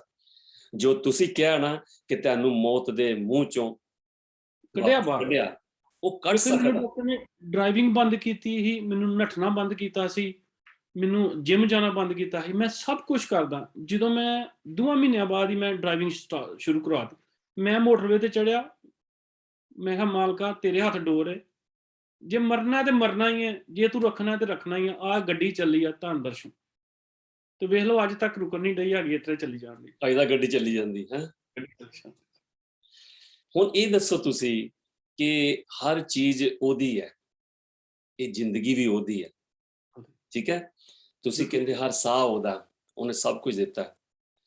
ਜੇ ਉਹਨੇ ਇੰਨਾ ਕੁਝ ਦਿੱਤਾ ਤੇ ਆਪ ਜੀ ਦੇ ਅੰਦਰ ਉਹ ਕਿਹੜੀ ਇੱਛਾ ਹੈਗੀ ਹੈ ਉਹ ਕਰਨ ਦੀ ਕਿ ਤੁਸੀਂ ਰਿੰਤ ਨਹੀਂ ਉਹਦਾ ਲਾ ਸਕਦੇ ਕਿ ਤੁਸੀਂ ਉਹਦੇ ਵਾਸਤੇ ਕੁਝ ਕਰ ਸਕੋ? ਮੇਰੀ ਔਕਾਤ ਨਹੀਂ ਹੈਗੀ ਮੈਂ ਉਹਦੇ ਲਈ ਕੋਈ ਵੀ ਚੀਜ਼ ਕਰ ਸਕਣਾ। ਉਹਨੇ ਮਹਾਰਾਜ ਨੇ ਜੇਕਰ ਕਰਵਾਉਣੀ ਹੈ ਨਾ, ਉਹਨਾਂ ਨੇ ਕੋਈ ਬਹਾਨਾ ਬਣਾ ਕੇ ਆਪੇ ਹੀ ਕਰਵਾ ਲੈਣੀ ਹੈ। ਸਾਡੇ ਸਾਡੇ ਅਸੀਂ ਮਨ ਵਿੱਚ ਜੋ ਸੋਚਦੇ ਹਾਂ, ਦਿਮਾਗ ਵਿੱਚ ਸੋਚਦੇ ਹਾਂ, ਉਹ ਚੀਜ਼ ਮੈਂ ਜੋ ਸੋਚਣਾ ਵਾ, ਇਹ ਰੱਬ ਨੇ ਹੀ ਕੋਈ ਵਿਧੀ ਬਣਾਉਣੀ ਹੈ। ਉਹਨੇ ਤੁਹਾਨੂੰ ਉੱਥੇ ਭੇਜਣਾ ਵਾ, ਉਹ ਕੰਮ ਕਰਵਾ ਲੈਣਾ। ਮੇਰੇ ਵੱਲੋਂ ਕੀ ਹੁੰਦੀ ਆ, ਮੈਂ ਆਪਣਾ ਅਸੂਲ ਬਣਾਇਆ ਦਾ, ਜੋ ਵੀ ਮੇਰੇ ਕੋਲ ਤਿਲ ਫੁਲ ਹੁੰਦਾ, ਮੈਂ ਆਪਣਾ ਕਿਸੇ ਸਕੂਲ ਦੇ ਬੱਚਿਆਂ ਦੀ ਫੀਸ ਲਾਤੀ, ਵਿਧਵਾ ਔਰਤਾਂ ਨਾਲ ਇਸ ਤਰ੍ਹਾਂ ਕਰ ਲਿਆ, ਉਹਨਾਂ ਨੂੰ ਮਹੀਨੇ ਦਾ ਰਾਸ਼ਨ ਦਾ ਦਿੱਤਾ। ਹੁਣ ਮੈਂ ਇੱਕ ਨਵਾਂ ਪ੍ਰੋਜੈਕਟ ਕਰ ਰਿਹਾ ਵਾਂ ਕਿ ਆਪਣੇ ਐਚਲੀ ਗੇਟ ਵਿੱਚ ਮੇਰੀ ਕੋਸ਼ਿਸ਼ ਹੈ, ਦਰਸ਼ਨ ਰਸੋਈ ਦੇ ਨਾਮ ਤੇ, ਕਿ 10 ਰੁਪਏ 20 ਰੁਪਏ ਦੇ ਕੇ ਕੋਈ ਵੀ ਰਿਕਸ਼ੇ ਵਾਲਾ, ਮਜ਼ਦੂਰ, ਕੋਈ ਵੀ ਬੰਦਾ ਉੱਥੋਂ ਰੋਟੀ ਢਿੱਡ ਭਰ ਕੇ ਖਾ ਸਕੇ, ਉਹਨਾਂ ਨੂੰ ਇਹ ਨਾ ਮਹਿਸੂਸ ਹੋਏ। ਇਹ ਤੁਸੀਂ ਮੇਰੇ ਦਿਲ ਦੀ ਗੱਲ ਕੀਤੀ ਹੈ। ਮੇਰੀ ਬੜੀ ਇੱਛਾ ਹੈ, ਮੈਂ ਨਹੀਂ ਕਰ ਪਾਇਆ। ਮੈਂ ਗੱਲ ਵੀ ਕੀਤੀ ਹੈ ਮਿਸ਼ਨ ਦੇ ਚਲੋ ਵੱਡੇ ਜਿਹੜੇ ਚਲੋ ਜਿਨ੍ਹਾਂ ਨੂੰ ਆਪਣਾ ਰਿਸਪੌਂਸਿਬਿਲਿਟੀਆਂ ਮਿਲੀਆਂ ਕਿ ਜਿੱਥੇ ਸਾਡਾ ਸਾਹਿਬ ਆਇਆ, ਜਿੱਥੇ ਜੋਤ ਆਈ, ਉਸ ਸ਼ਹਿਰ ਦੇ ਵਿੱਚ ਇੱਕ ਇਹੋ ਜਿਹੀ ਚੀਜ਼ਾਂ ਹੋਣੀਆਂ ਚਾਹੀਦੀਆਂ ਕਿ ਜਿਹੜੇ ਉੱਥੋਂ ਦਾ ਹਰ ਬੰਦਾ ਰਹਿਣ ਵਾਲਾ, ਠੀਕ ਹੈ, ਉਹਨੂੰ ਉਸ ਚੀਜ਼ ਨਾਲ ਜਾਣੇ ਤੇ ਆਉਣ ਵਾਲੇ ਸਮੇਂ ਦੇ ਨਾਲ ਉਹ ਸ਼ਹਿਰ ਹੀ ਉਸ ਦਾਤੇ ਦੇ ਨਾਂ ਨਾਲ ਜਾਣਿਆ ਜਾਵੇ, ਠੀਕ ਹੈ? ਜਿੱਥੇ ਉਹ ਪੜ੍ਹੇ ਉਸ ਸਕੂਲ ਦੇ ਵਿੱਚ ਇਹੋ ਜਿਹੀਆਂ ਚੀਜ਼ਾਂ ਲਾਈਆਂ ਜਾਣ, ਇਹੋ ਜਿਹੀਆਂ ਚੀਜ਼ਾਂ ਦਿੱਤੀਆਂ ਜਾਣ ਜਿਹੜਾ ਹਰ ਆਉਣ ਵਾਲਾ ਸਟੂਡੈਂਟ ਇਹ ਮਹਿਸੂਸ ਕਰੇ ਕਿ ਸਾਨੂੰ ਕਿਉਂ ਦਿੱਤੀਆਂ ਜਾ ਰਹੀਆਂ। ਉਹਨੂੰ ਦੱਸਿਆ ਜਾਵੇ ਕਿ ਇਹ ਮਹਾਰਾਜ ਦਰਸ਼ਨ ਦਾਸ, ਬਾਬਾ ਦਰਸ਼ਨ ਦਾਸ ਜਿਹੜਾ ਇੱਥੇ ਆਇਆ ਸੀ, ਰਿਹਾ ਸੀ, ਜੰਮਿਆ ਸੀ, ਉਹਦੇ ਵੱਲੋਂ ਹੈ, ਠੀਕ ਹੈ? ਉਸ ਸ਼ਹਿਰ ਦੇ ਵਿੱਚ ਜਿੱਦਾਂ ਤੁਸੀਂ ਕਹਿੰਦੇ ਕੋਈ ਭੁੱਖਾ ਨਹੀਂ ਸੌਣਾ ਚਾਹੀਦਾ, ਇਹ ਹੋਣਾ ਚਾਹੀਦਾ। ਮੇਰੇ ਮਨ ਦੀ ਇੱਛਾ, ਪਰ ਮੈਂ ਉਹ ਇੱਕ ਤੁਸੀਂ ਕਹਿੰਦੇ ਜਿਹਦੇ ਕੋਲ ਕਰਵਾਉਣਾ ਮੈਂ ਮਜਬੂਰ ਹਾਂ ਕਿ ਮੈਂ ਅਗਰ ਉੱਪਰ ਦੀ ਕਰਕੇ ਮੈਂ ਕਰਾਂਗਾ ਤੇ ਇਹ ਉਹਨਾਂ ਕਹਿਣਾ ਕਿ ਦੇਖੋ ਕਿ ਆਪਣੇ ਆਪ ਨੂੰ ਵੱਡਾ ਕਰਦਾ, ਉੱਥੇ ਇਹ ਕਰਨ ਡਿਆ। ਤੁਸੀਂ ਤਾਂ ਰਹਿਣ ਵਾਲੇ ਹੋ, ਤੁਸੀਂ ਤੇ ਜੋ ਮਰਜ਼ੀ ਕਰ ਸਕਦੇ ਹੋ। ਪਰ ਮੇਰੇ ਮਨ ਦੀ ਇੱਛਾ ਹੈ ਉਸ ਸ਼ਹਿਰ ਦੇ ਵਿੱਚ, ਠੀਕ ਹੈ, ਇਹੋ ਜਿਹੀਆਂ ਚੀਜ਼ਾਂ ਕੀਤੀਆਂ ਜਾਣ ਕਿ ਜਿਹੜਾ ਬੰਦਾ ਕਵੇ ਯਾਰ ਇਹ ਕਿੱਥੋਂ ਆਇਆ, ਇਹ ਬਾਬਾ ਦਰਸ਼ਨ ਦਿਆ, ਯਾਰ ਇਹ ਕਿੱਥੋਂ ਆਇਆ। ਇੱਕ ਇਹੋ ਜਿਹਾ ਉੱਥੇ ਆਸ਼ਰਮ ਬਣਾਇਆ ਜਾਵੇ ਜਿੱਥੇ ਜਿੰਨੇ ਵੀ ਉੱਥੋਂ ਦੇ ਬਿਰਧ ਹੈਗੇ ਆ, ਉਹ ਜਿਨ੍ਹਾਂ ਨੂੰ ਘਰਾਂ 'ਚ ਨਹੀਂ ਰੱਖਦੇ, ਉਹ ਆਣ ਸਾਰਾ ਦਿਨ ਉੱਥੇ ਆਪਣਾ ਰੋਟੀ ਪਾਣੀ ਖਾਣ, ਆਨੰਦ ਕਰਨ, ਸ਼ਾਮ ਨੂੰ ਆਪਣੇ ਘਰਾਂ 'ਚ ਚਲ ਜਾਣ, ਠੀਕ ਹੈ? ਉੱਥੇ ਉਹਨਾਂ ਵਾਸਤੇ ਹਰ ਸੁਵਿਧਾ ਹੋਵੇ, ਟੈਲੀਵਿਜ਼ਨ ਹੋਵੇ, ਗੱਲਾਂ ਕਰਨ ਵਾਸਤੇ ਹੋਵੇ, ਠੀਕ ਹੈ? ਉਹਨਾਂ ਦੀ ਪੁੱਛ-ਪੁੱਛ ਕੀਤੀ ਜਾਵੇ। ਉਹਨਾਂ ਬੰਦਿਆਂ ਦਾ ਜਨਮ ਦਿਨ ਵੀ ਮਨਾਇਆ ਜਾਵੇ ਜਿਨ੍ਹਾਂ ਨੂੰ ਵਿਚਾਰਿਆਂ ਨੂੰ ਸਾਰੀ ਉਮਰ ਪਤਾ ਹੀ ਨਹੀਂ ਕਿ ਜਨਮ ਦਿਨ ਕੀ ਹੁੰਦਾ ਹੈ। ਉਹਨਾਂ ਦਾ ਕੇਕ ਕੱਟਿਆ ਜਾਵੇ ਤਾਂ ਕਿ ਇਸ ਜ਼ਿੰਦਗੀ 'ਚ ਜਾਣ ਤੋਂ ਪਹਿਲਾਂ ਉਹਨਾਂ ਦੇ ਮਨ 'ਚ ਹਿਰਸ ਹੀ ਨਾ ਰਹਿ ਜੇ, ਠੀਕ ਹੈ? ਮੇਰੇ ਮਨ 'ਚ ਇਹ ਆਉਂਦਾ ਕਿ ਉਸ ਸ਼ਹਿਰ ਦੇ ਵਿੱਚ ਇਹੋ ਜਿਹੀਆਂ ਚੀਜ਼ਾਂ ਹੋਣ। ਰਕਸ਼ੇ ਵਾਲੇ ਕਿੰਨੇ ਨੇ, ਮਜ਼ਦੂਰ ਕਿੰਨੇ ਨੇ, ਹਰ ਘਰ ਦੇ ਵਿੱਚ ਦੇਖਿਆ ਜਾਏ ਕਿਸੇ ਦੇ ਘਰ ਚੁੱਲ੍ਹਾ ਚੱਲਦਾ ਕਿ ਨਹੀਂ, ਨਹੀਂ ਚੱਲਦਾ। ਰਾਸ਼ਨ ਪਹੁੰਚਾਇਆ ਜਾਵੇ ਕਿ ਇਹ ਬਾਬਾ ਦਰਸ਼ਨ ਦਾਸ ਨੇ ਭੇਜਿਆ, ਇਹ ਸਾਡੇ ਦਾਤੇ ਨੇ ਭੇਜਿਆ। ਇਹ ਹੋਣਾ ਚਾਹੀਦਾ, ਨਾ ਕਿ ਉਹ ਕਹਿੰਦਾ ਸੀ, ਮਹਾਰਾਜ ਕਹਿੰਦੇ ਹੁੰਦੇ ਸੀ ਕਿ ਮੇਰੇ ਮਹਿਲ ਮਲਾਰੇ ਨਹੀਂ, ਇਹ ਤਾਂ ਬਣਨੇ ਹੀ ਹੈ, ਬਣੀ ਜਾਣੇ। ਬਿਲਕੁਲ ਠੀਕ। ਪਰ ਉਹ ਕਰੋ ਜੋ ਕਰਨ ਵਾਲਾ ਹੈ ਕਿ ਜਿਹਦੇ ਘਰ ਚੁੱਲ੍ਹਾ ਨਹੀਂ ਜਲਦਾ ਉਹਦਾ ਚੁੱਲ੍ਹਾ ਜਲਣਾ ਚਾਹੀਦਾ। ਰੋਟੀ ਤੋਂ ਭੁੱਖਾ, ਪਾਣੀ ਤੋਂ ਪਿਆਸਾ, ਤਨ ਤੋਂ ਨੰਗਾ ਕੋਈ ਦੁਖੀ ਨਹੀਂ ਸੋਣਾ ਚਾਹੀਦਾ। ਇਹ ਕਰਨਾ ਚਾਹੀਦਾ, ਇਹ ਹੋਣਾ ਚਾਹੀਦਾ। ਚਲੋ ਕਰਨਾ ਚਾਹੀਦਾ ਜੀ। ਹਾਂ, ਇਹ ਹੋਣਾ ਚਾਹੀਦਾ। ਇਹ ਮੇਰੇ ਮਨ ਦੀ ਬਹੁਤ ਵੱਡੀ ਇੱਛਾ ਹੈ, ਪਰ ਮਜਬੂਰ ਹਾਂ ਕਿਸੇ ਗੱਲ ਤੋਂ ਕਿ ਜਿੱਥੇ ਹੁਣ ਗਾਂ ਪੈਰੋਕਾਰ ਨੇ, ਤੁਸੀਂ ਉਹਨਾਂ ਤੋਂ ਉੱਪਰ ਦੀ ਜਾ ਕੇ ਕਰੋ ਤੇ ਉਹਨਾਂ ਕਹਿਣਾ ਸਾਨੂੰ ਥੱਲੇ ਦਿਖਾਉਂਦੇ ਆ, ਠੀਕ ਹੈ? ਸੋ ਇਹ ਕਿੰਨੀਆਂ ਚੀਜ਼ਾਂ ਕੁਛ ਜਿਹੜੀਆਂ ਤੁਹਾਡੇ ਹੱਥ ਬੰਨ੍ਹ ਦਿੰਦੀਆਂ। ਪਰ ਮੈਂ ਸੋਚਦਾ ਕਿ ਉਸ ਸ਼ਹਿਰ ਨੂੰ ਤੇ ਕਿਤੇ ਹੋ ਜੇ ਜਿੱਦਾਂ ਕੀ ਕਹਿੰਦੇ ਸੋਨੇ ਨਾਲ ਨਾ ਮੜਿਆ ਜਾਵੇ ਕਿ ਉਹ ਸਾਡੇ ਦਾਤੇ ਦਾ ਸ਼ਹਿਰ ਆ, ਉਹ ਗਲੀ ਨੂੰ, ਠੀਕ ਹੈ, ਉਹ ਕੂਚੇ ਨੂੰ, ਕਿ ਉਹਨੂੰ ਤੇ ਸਜਦਾ ਕਰਦੇ ਹੀ ਸਾਡੇ ਕਹਿੰਦੇ ਕਿ ਵੀ ਕੀ ਕਹਿੰਦੇ ਸਿਰ ਨਹੀਂ ਥੱਕਣਾ ਚਾਹੀਦਾ। ਸਾਡੇ ਮੈਂ ਇੱਕ ਗੱਲ ਹੋਰ ਸਿਰਫ ਕਹਿਣੀ ਚਾਹਾਂਗਾ ਜੀ। ਜੀ ਬਾਬਾ ਜੀ। 6-7 ਨੂੰ ਮਹਾਰਾਜ ਤਰਲੋਚਨ ਦਾਸ ਜੀ ਭੰਡਾਰਾ ਸੀ ਜੀ। ਉਹਨਾਂ ਮਹੱਲੇ ਦੀ ਸਾਰੀ ਗਲੀ ਵਾਲੀ 7-8 ਬੰਦੇ ਜਿਹੜੇ ਮੁਦਗਰ ਹੈਗੇ ਉਹਨਾਂ ਨੂੰ ਸਾਰਿਆਂ ਨੂੰ ਭੇਜਿਆ। ਮਹਾਰਾਜ ਨੇ ਉਹਨਾਂ ਨੂੰ ਆਸ਼ੀਰਵਾਦ ਦਿੱਤਾ, ਸਾਰਾ ਕੁਝ ਕੀਤਾ। ਮਹਾਰਾਜ ਨੂੰ ਫਿਰ ਘਰ ਉਹ ਕਹਿੰਦੇ ਕਿ ਮੈਂ 9 ਸਾਲ ਬਾਅਦ ਆਇਆ, ਮੈਨੂੰ ਇੰਨਾ ਗਲੀ ਵਾਲਿਆਂ ਨੇ ਪ੍ਰੇਮ ਦਿੱਤਾ, ਮੈਂ ਕਦੀ ਅਚਲੀ ਗੇਟ ਨਹੀਂ ਆਇਆ, ਡੇਰੇ ਤੋਂ ਹੀ ਵਾਪਸ ਚਲ ਜਾਂਦਾ ਸੀ। ਕੌਣ? ਮਹਾਰਾਜ ਤ੍ਰਿਲੋਚਨ ਦਾਸ ਜੀ। ਅੱਛਾ, ਉੱਥੇ ਆਪਣਾ ਘਰ ਗਏ। ਘਰ, ਪੁਰਾਣੇ ਘਰ। ਔਰ ਜੀ, ਜੀ। ਉੱਥੇ ਉਹ ਅਨਾਉਂਸ ਕਰਕੇ ਗਏ ਨੇ ਸਾਰਿਆਂ ਨੂੰ ਹੂੰ। ਕਿ ਅਗਲੇ ਸਾਲ ਨੂੰ ਇਸ ਘਰ ਨੂੰ ਤੁਸੀਂ ਵੇਖੋਗੇ ਕਿਸ ਤਰ੍ਹਾਂ ਦਾ ਹੋਇਆ ਬਣੇਗਾ। ਇਹ ਮਹਾਰਾਜ ਦਰਸ਼ਨ ਦਾਸ ਨੇ ਕਰਾਉਣਾ ਜੀ। ਪਰ ਬੋਬੀ ਜੀ, ਮੇਰੀ ਇੱਛਾ ਜਾਂ ਮੇਰੇ ਖਿਆਲ ਇਹ ਹੁੰਦੇ ਆ, ਹਾਂਜੀ। ਜਿੰਨਾ ਮਰਜ਼ੀ ਤੁਸੀਂ ਵੱਡਾ ਜਾਂ ਸੋਨੇ ਦਾ ਕੁਝ ਹੋਰ ਬਣਾ ਲਓ, ਪਰ ਜਿਹੜੀ ਉਹ ਅਸਲੀ ਚੀਜ਼ ਹੈ ਨਾ, ਹਾਂਜੀ, ਉਹਨੂੰ ਨਹੀਂ ਛੇੜਨਾ ਚਾਹੀਦਾ, ਤਾਂ ਕਿ ਆਉਂਦੀਆਂ ਪੀੜ੍ਹੀਆਂ ਇਹ ਦੇਖ ਸਕਣ ਕਿ ਹਾਂਜੀ, ਮਹਾਰਾਜ ਦਰਸ਼ਨ ਦਾਸ ਜਾਂ ਮਹਾਰਾਜ ਤ੍ਰਿਲੋਚਨ ਦਾਸ ਕਿੱਥੇ ਪੈਦਾ ਹੋਏ ਸੀ, ਉਹ ਕਿੱਦਾਂ ਦਾ ਰੂਮ ਸੀ। ਹਾਂਜੀ, ਅੱਜ ਤੁਸੀਂ ਉਹਨੂੰ ਸੋਨੇ ਦਾ ਬਣਾ ਦਿਓ, ਅੱਜ ਤੁਸੀਂ ਉੱਥੇ ਪੱਥਰ ਲਾ ਦਿਓ, ਤੇ ਜਿਹੜੇ ਆਉਣ ਵਾਲੀ ਜਨਰੇਸ਼ਨ ਉਹ ਸੋਚੇਗੀ ਯਾਰ ਇੱਥੇ ਇਦਾਂ ਹੀ ਤਾਂ ਹੋਣਾ ਵਾ। ਉਹਨਾਂ ਨੂੰ ਥੋੜਾ ਪਤਾ ਕਿ ਇਹ ਕੋਠੜੀ 'ਚ ਉਹ ਜੰਮੇ ਸੀਗੇ, ਸਹੀ। ਇਹ ਛੋਟੇ ਜਿਹੇ ਘਰ 'ਚ ਉਹਨਾਂ ਦੇ ਮਾਂ-ਬਾਪ ਨੇ ਗੁਜ਼ਾਰਾ ਕੀਤਾ। ਹਾਂ, ਹਾਂ, ਪਿਛੋਕੜ। ਉਹਦੇ ਨਾਲ ਵੱਖਰਾ ਵੱਡਾ ਕੁਝ ਬਣਾ ਦਿਓ, ਜਿੰਨਾ ਮਰਜ਼ੀ ਪੈਸਾ ਲਾ, ਪਰ ਉਹ ਚੀਜ਼ ਨੂੰ ਪ੍ਰੀਜ਼ਰਵ ਕਰਨਾ ਚਾਹੀਦਾ ਉਦਾਂ ਹੀ ਕਿ ਨਹੀਂ, ਉਹ ਆਉਣ ਪਿੱਛੇ ਨਾ ਵਾਲੀਆਂ ਕਾਫੀ ਜਗ੍ਹਾ ਉਹਨਾਂ ਪਿੱਛੇ ਬਹੁਤ ਜਗ੍ਹਾ ਖਾਲੀ ਸੀ। ਮੈਂ ਕਿਹਾ 20 ਮਰਲੇ ਜਗ੍ਹਾ, 10 ਮਰਲੇ, ਉੱਥੇ ਉਹਨਾਂ ਦਾ ਖਿਆਲ ਸੀ। ਮੈਂ ਉਹੀ ਕਹਿ ਰਿਹਾ ਕਿ ਜਿਸ ਤਰ੍ਹਾਂ ਇਸ ਵੇਲੇ ਜੀਸਸ ਕ੍ਰਾਈਸਟ ਦਾ ਦੇਖੋ, ਅੱਜ ਉਹਨਾਂ ਦਾ ਜਨਮ ਦਿਨ ਹੈ, ਚਲੋ ਸੌਰੀ ਅੱਜ ਕ੍ਰਿਸਮਸ ਡੇ ਹੈ ਕਿ ਉਹਨਾਂ ਦਾ ਦਿਨ ਹੈ। ਤੁਸੀਂ ਯਰੂਸ਼ਲਮ ਜਾਓ, ਉੱਥੇ ਜਿੱਥੇ ਉਹਨਾਂ ਦੇ ਉਹ ਚੀਜ਼ਾਂ ਹੋਈਆਂ, ਉਹਨਾਂ ਨੇ ਉਹਨਾਂ ਨੂੰ ਪ੍ਰੀਜ਼ਰਵ ਕੀਤਾ, ਉਹਦੇ ਦੁਆਲੇ ਉਹਦੇ ਉੱਪਰ ਹੋਰ ਬਣਾਤੀਆਂ। ਉਹ ਚੀਜ਼, ਉਹ ਕਮਰਾ ਜਾਂ ਜਿੱਥੇ ਕ੍ਰੂਸੀਫਾਈ ਕੀਤਾ ਸੀ, ਉਹ ਥਾਂ ਉਦਾਂ ਦੀ ਉਦਾਂ ਰੱਖੀ ਹੋਈ ਹੈ। ਬਿਲਕੁਲ ਠੀਕ ਹੈ, ਬਿਲਕੁਲ ਠੀਕ। ਕਿਉਂਕਿ ਉਹ ਹਿਸਟਰੀ ਹੈ ਗਾਂ ਆਉਣ ਵਾਲੇ ਲੋਕਾਂ ਤੱਕ ਕਿ ਉਹ ਰਹਿਬਰ ਇਦਾਂ ਰਹਿੰਦਾ ਰਿਹਾ, ਉਹ ਥਾਂ ਇਦਾਂ ਸੀਗੀ। ਠੀਕ ਹੈ, ਜੇ ਤੁਸੀਂ ਉਹਨੂੰ ਮਤਲਬ ਕਿ ਉਹ ਖਤਮ ਕਰਕੇ, ਹਰ ਇੱਕ ਦਾ ਚਾਹ ਮੈਂ ਵਧੀਆ ਕਰਾਂ, ਪਰ ਉਹ ਚੀਜ਼ ਨੂੰ ਪ੍ਰੀਜ਼ਰਵ ਕਰਨਾ ਚਾਹੀਦਾ, ਉਹਦੇ ਨਾਲ ਵਧੀਆ ਬਣਾ ਦਿਓ ਤੁਸੀਂ, ਉਹਨੂੰ ਨਾ ਛੇੜੋ ਕਿ ਉਹ ਤੁਹਾਡੇ ਦਾਤੇ ਦੇ ਹੱਥਾਂ ਦੀ ਹੈ। ਉੱਥੇ ਮਹਾਰਾਜ ਜੀ ਨੇ ਸਫੈਦੀਆਂ ਵੀ ਕੀਤੀਆਂ ਆਪ, ਠੀਕ ਹੈ, ਮਹਾਰਾਜ ਨੇ ਉੱਥੇ ਕੋਈ ਟੁੱਟ ਪੰਜ ਹੋਈ ਉਹ ਵੀ ਕੀਤੀ ਹੋਣੀ ਹੈ, ਮੁਰੰਮਤ ਵੀ ਕੀਤੀ ਸੀ। ਠੀਕ ਹੈ, ਮੁਰੰਮਤ ਕੀਤੀ ਹੋਣੀ। ਉੱਥੇ ਫਿਰ ਖੂਹੀ ਸੀਗੀ ਜਿੱਥੇ ਮਹਾਰਾਜ ਜੀ ਨਹਾਉਂਦੇ ਹੁੰਦੇ ਸੀ, ਉੱਥੇ ਨਲਕਾ ਸੀ। ਇਹ ਯਾਦਾਂ ਉਹ ਕਿੱਥੋਂ ਲੱਭਣੀਆਂ ਫਿਰ, ਜੇ ਅੱਜ ਇਸ ਨੂੰ ਢਾ ਦਈਏ, ਨਵਾਂ ਬਣਾ ਦਈਏ। ਉਹਨਾਂ ਦਾ ਇਹ ਨਹੀਂ ਸੀ, ਉਹ ਪਿੱਛੇ ਨਾ ਖਾਲੀ ਜਗ੍ਹਾ ਸੀ ਤੇ ਉਹ ਕਹਿੰਦੇ ਸਾਰੇ ਮਹੱਲੇ ਵਾਲੇ ਕਿ ਮਹਾਰਾਜ ਦੇ ਨਾਂ ਤੇ ਇੱਥੇ ਪਿੱਛੇ ਕੁਝ ਕਰੋ। ਨਹੀਂ, ਮੈਂ ਉਹ ਨਹੀਂ ਕਹਿ ਰਿਹਾ, ਮੈਂ ਇਹ ਨਹੀਂ ਕਹਿ ਰਿਹਾ ਕਿ ਹਾਂ ਉਹਨੂੰ, ਮੈਂ ਆਪਣੀ ਗੱਲ ਤੁਹਾਡੇ ਨਾਲ ਸ਼ੇਅਰ ਕਰ ਰਿਹਾ ਕਿ ਜਿਹੜਾ ਦਾਤੇ ਦੀ, ਤੁਹਾਨੂੰ ਯਾਦ ਹੈਗਾ ਨੀਗਾ, ਮੇਰੇ ਕੋਲ ਫੁਟੇਜ ਹੈ, ਜਦੋਂ ਅਚਲੀ ਗੇਟ ਤੋਂ ਬਾਹਰ ਆਈਦਾ ਸੀ, ਸੱਜੇ ਹੱਥ ਇੱਕ ਹਲਟੀ ਹੁੰਦੀ ਸੀ ਜਿੱਥੇ ਮਹਾਰਾਜ ਜੀ ਜਾਇਆ ਕਰਦੇ ਸੀ, ਉੱਥੇ ਕਸਰਤ ਕਰਦੇ ਹੁੰਦੇ ਸੀ, ਫਿਰ ਆਪਣੇ ਹੱਥ ਨਾਲ ਹਲਟੀ ਗੇੜਦੇ ਸੀ। ਠੀਕ ਹੈ, ਅੱਜ ਉਹ ਹਲਟੀ ਹੈ ਹੀ ਨਹੀਂ ਗੀ। ਹਾਂਜੀ, ਜਿਹਦੀ ਜ਼ਮੀਨ ਸੀ, ਜਿਹਦੀ ਸੀ, ਉਹਨੇ ਵੇਚ ਦਿੱਤਾ, ਉੱਥੇ ਘਰ ਪੈ ਗਏ। ਠੀਕ ਹੈ, ਪਰ ਮੇਰੇ ਕੋਲ ਫੁਟੇਜ ਹੈਗੀ ਉਹਦੀ। ਸਹੀ। ਹੁਣ ਆਉਣ ਵਾਲੇ ਸਮੇਂ 'ਚ ਅਗਰ ਉਹ ਹੁੰਦੀ ਤੇ ਉਹ ਕਿੱਦਾਂ ਦਾ ਨਜ਼ਾਰਾ ਹੁੰਦਾ, ਲੋਕੀ ਉੱਥੇ ਦਰਸ਼ਨ ਕਰਨ ਜਾਂਦੇ।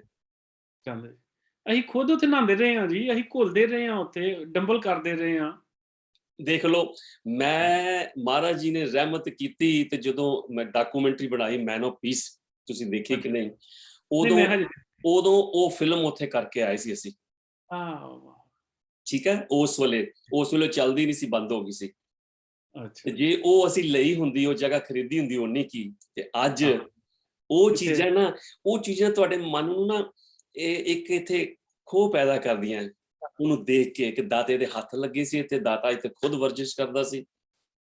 ਮੇਰੇ ਆਪਣੇ ਖਿਆਲ ਹੈ, ਮੈਂ ਇਹ ਨਹੀਂ ਕਹਿੰਦਾ ਕਿ ਇਹ ਬਿਲਕੁਲ ਨਹੀਂ, ਇਹ ਗੱਲ ਹੈਗੀ, ਇਹ ਆਪਣੇ ਖਿਆਲ ਹੈ ਕਿ ਉਹਨਾਂ ਦੀ ਚੀਜ਼, ਹਰ ਚੀਜ਼ ਨੂੰ ਪ੍ਰੀਜ਼ਰਵ ਕਰਨਾ ਚਾਹੀਦਾ। ਹਾਂਜੀ, ਆਉਂਦੇ ਸਮੇਂ ਤੱਕ ਜਦੋਂ ਗਾਂ ਉਹਨਾਂ ਨੇ ਆਣਾ, ਉਹ ਚੀਜ਼ਾਂ ਉੱਥੇ ਹੋਣ। ਬਿਲਕੁਲ ਠੀਕ। ਅੱਛਾ ਬੋਬੀ ਜੀ, ਹੁਣ ਲਾਸਟ 'ਚ ਤੁਸੀਂ ਇਹ ਦੱਸੋ ਕਿ ਇਹ ਤੇ ਮਹਾਰਾਜ ਦਰਸ਼ਨ ਦਾਸ ਦੀਆਂ ਜੋ ਗੱਲਾਂ, ਰਹਿਮਤਾਂ, ਕਿ ਤੁਸੀਂ ਕੀ ਕਹਿਣਾ ਚਾਹੁੰਦੇ ਹੋ ਸੇਵਕਾਂ ਨੂੰ ਕਿ ਜਿਹੜੇ ਇਸ ਚੀਜ਼ 'ਚ ਹੈਗੇ ਆ ਕਿ ਜੇ ਮੈਂ ਮਹਾਰਾਜ ਦਰਸ਼ਨ ਦਾਸ ਮੈਨੂੰ ਨਹੀਂ ਮਿਲਿਆ, ਜਾਂ ਮੈਨੂੰ ਫਲਾਣੇ ਬਾਬਾ ਜੀ ਨਹੀਂ ਮਿਲੇ, ਜਾਂ ਮੈਨੂੰ ਫਲਾਣੇ ਸੰਤ ਨਹੀਂ ਮਿਲੇ, ਤੇ ਮੇਰਾ ਆਧਾਰ ਨਹੀਂ ਹੋਣਾ, ਕੀ ਉਹਨਾਂ ਨੂੰ ਮਿਲ ਕੇ ਹੀ ਤੁਹਾਡਾ ਕੀ ਕਹਿੰਦੇ ਕੰਮ ਪੂਰੇ ਹੋ ਸਕਦੇ ਆ, ਜਾਂ ਤੁਸੀਂ ਉਹਨਾਂ ਨੂੰ ਅਰਦਾਸ ਕਰੋ ਉਦਾਂ ਪੂਰੇ ਹੋ ਸਕਦੇ?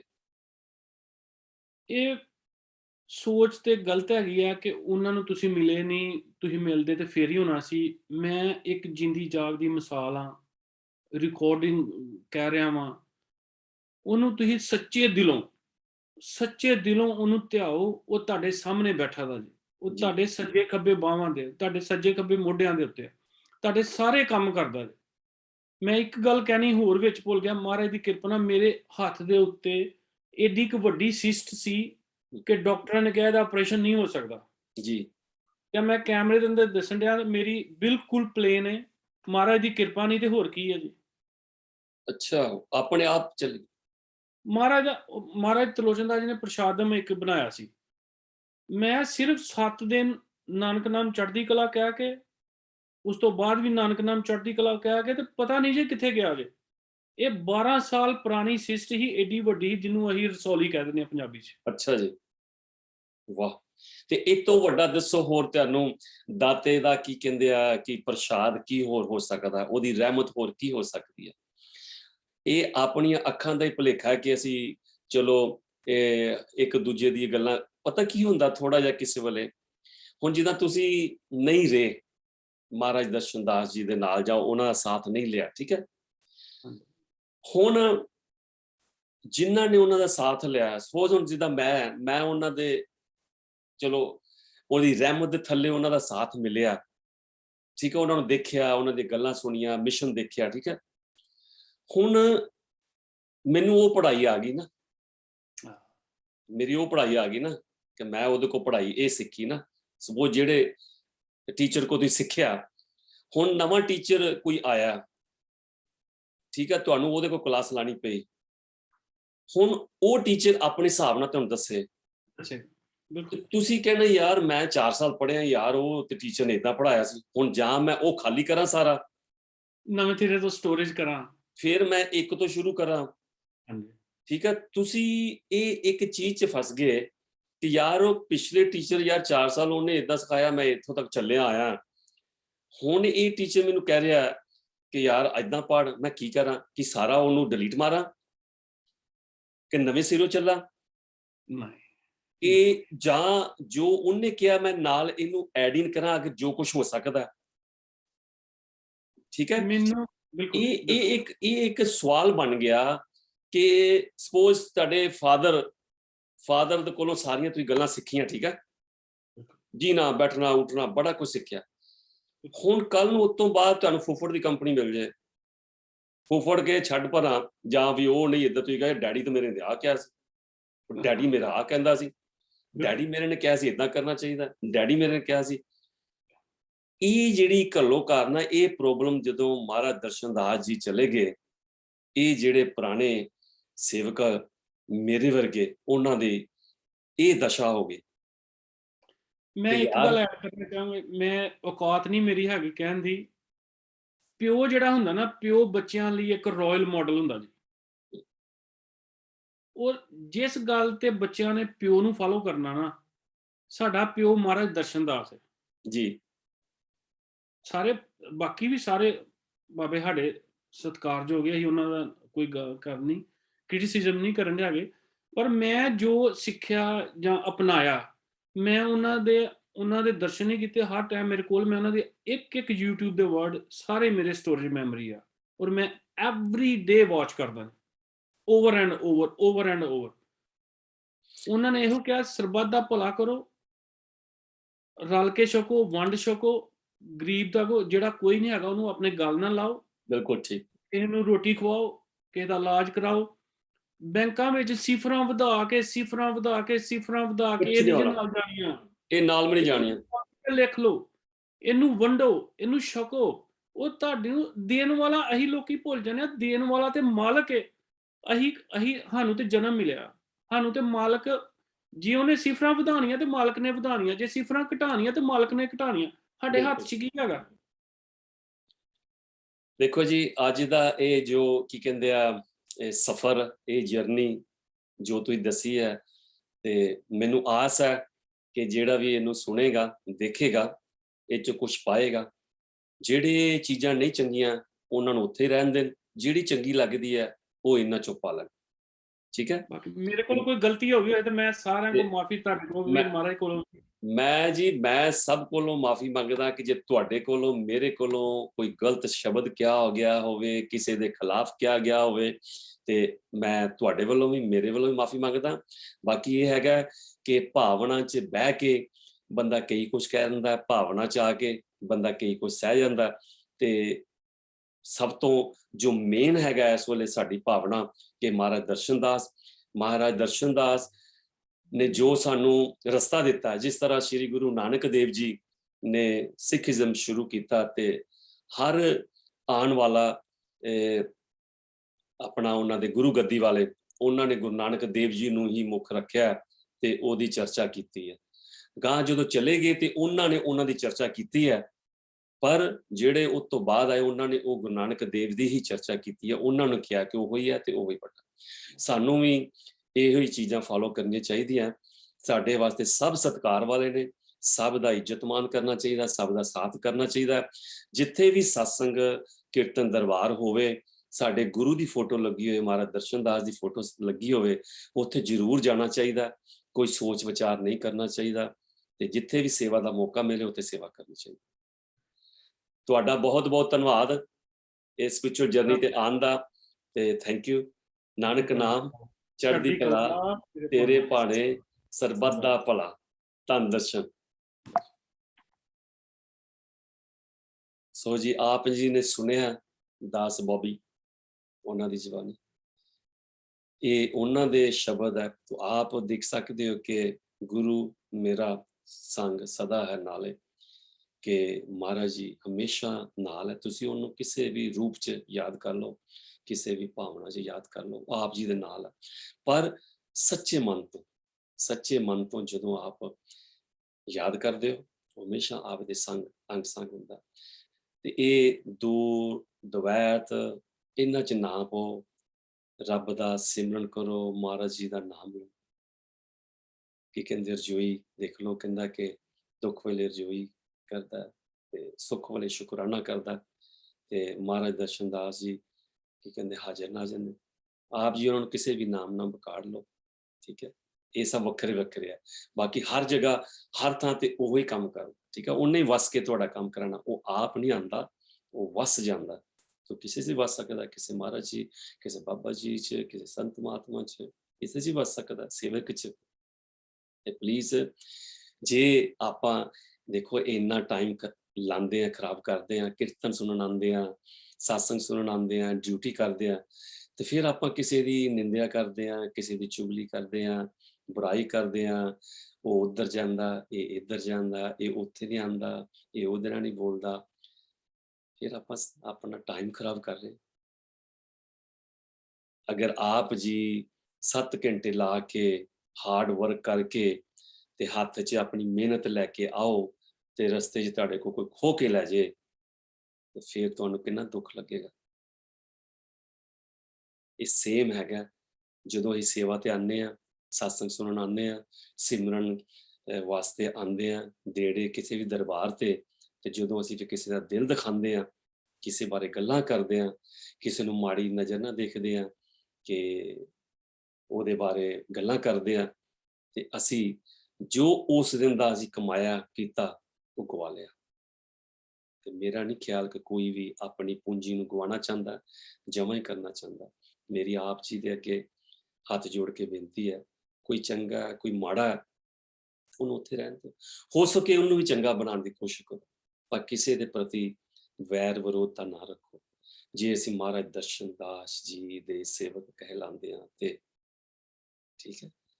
ਮੈਂ ਮਾਫੀ ਚਾਹੁੰਦਾ ਜੇ ਮੈਂ ਕੁਝ ਗਲਤ ਕਹਿ ਰਿਹਾ, ਮੇਰੇ 'ਚ ਬਹੁਤ ਔਗਣ ਨੇ, ਬੜੀਆਂ ਗਲਤੀਆਂ ਨੇ, ਪਰ ਮੈਂ ਕੋਸ਼ਿਸ਼ ਕਰਦਾ ਸੁਧਾਰਨ।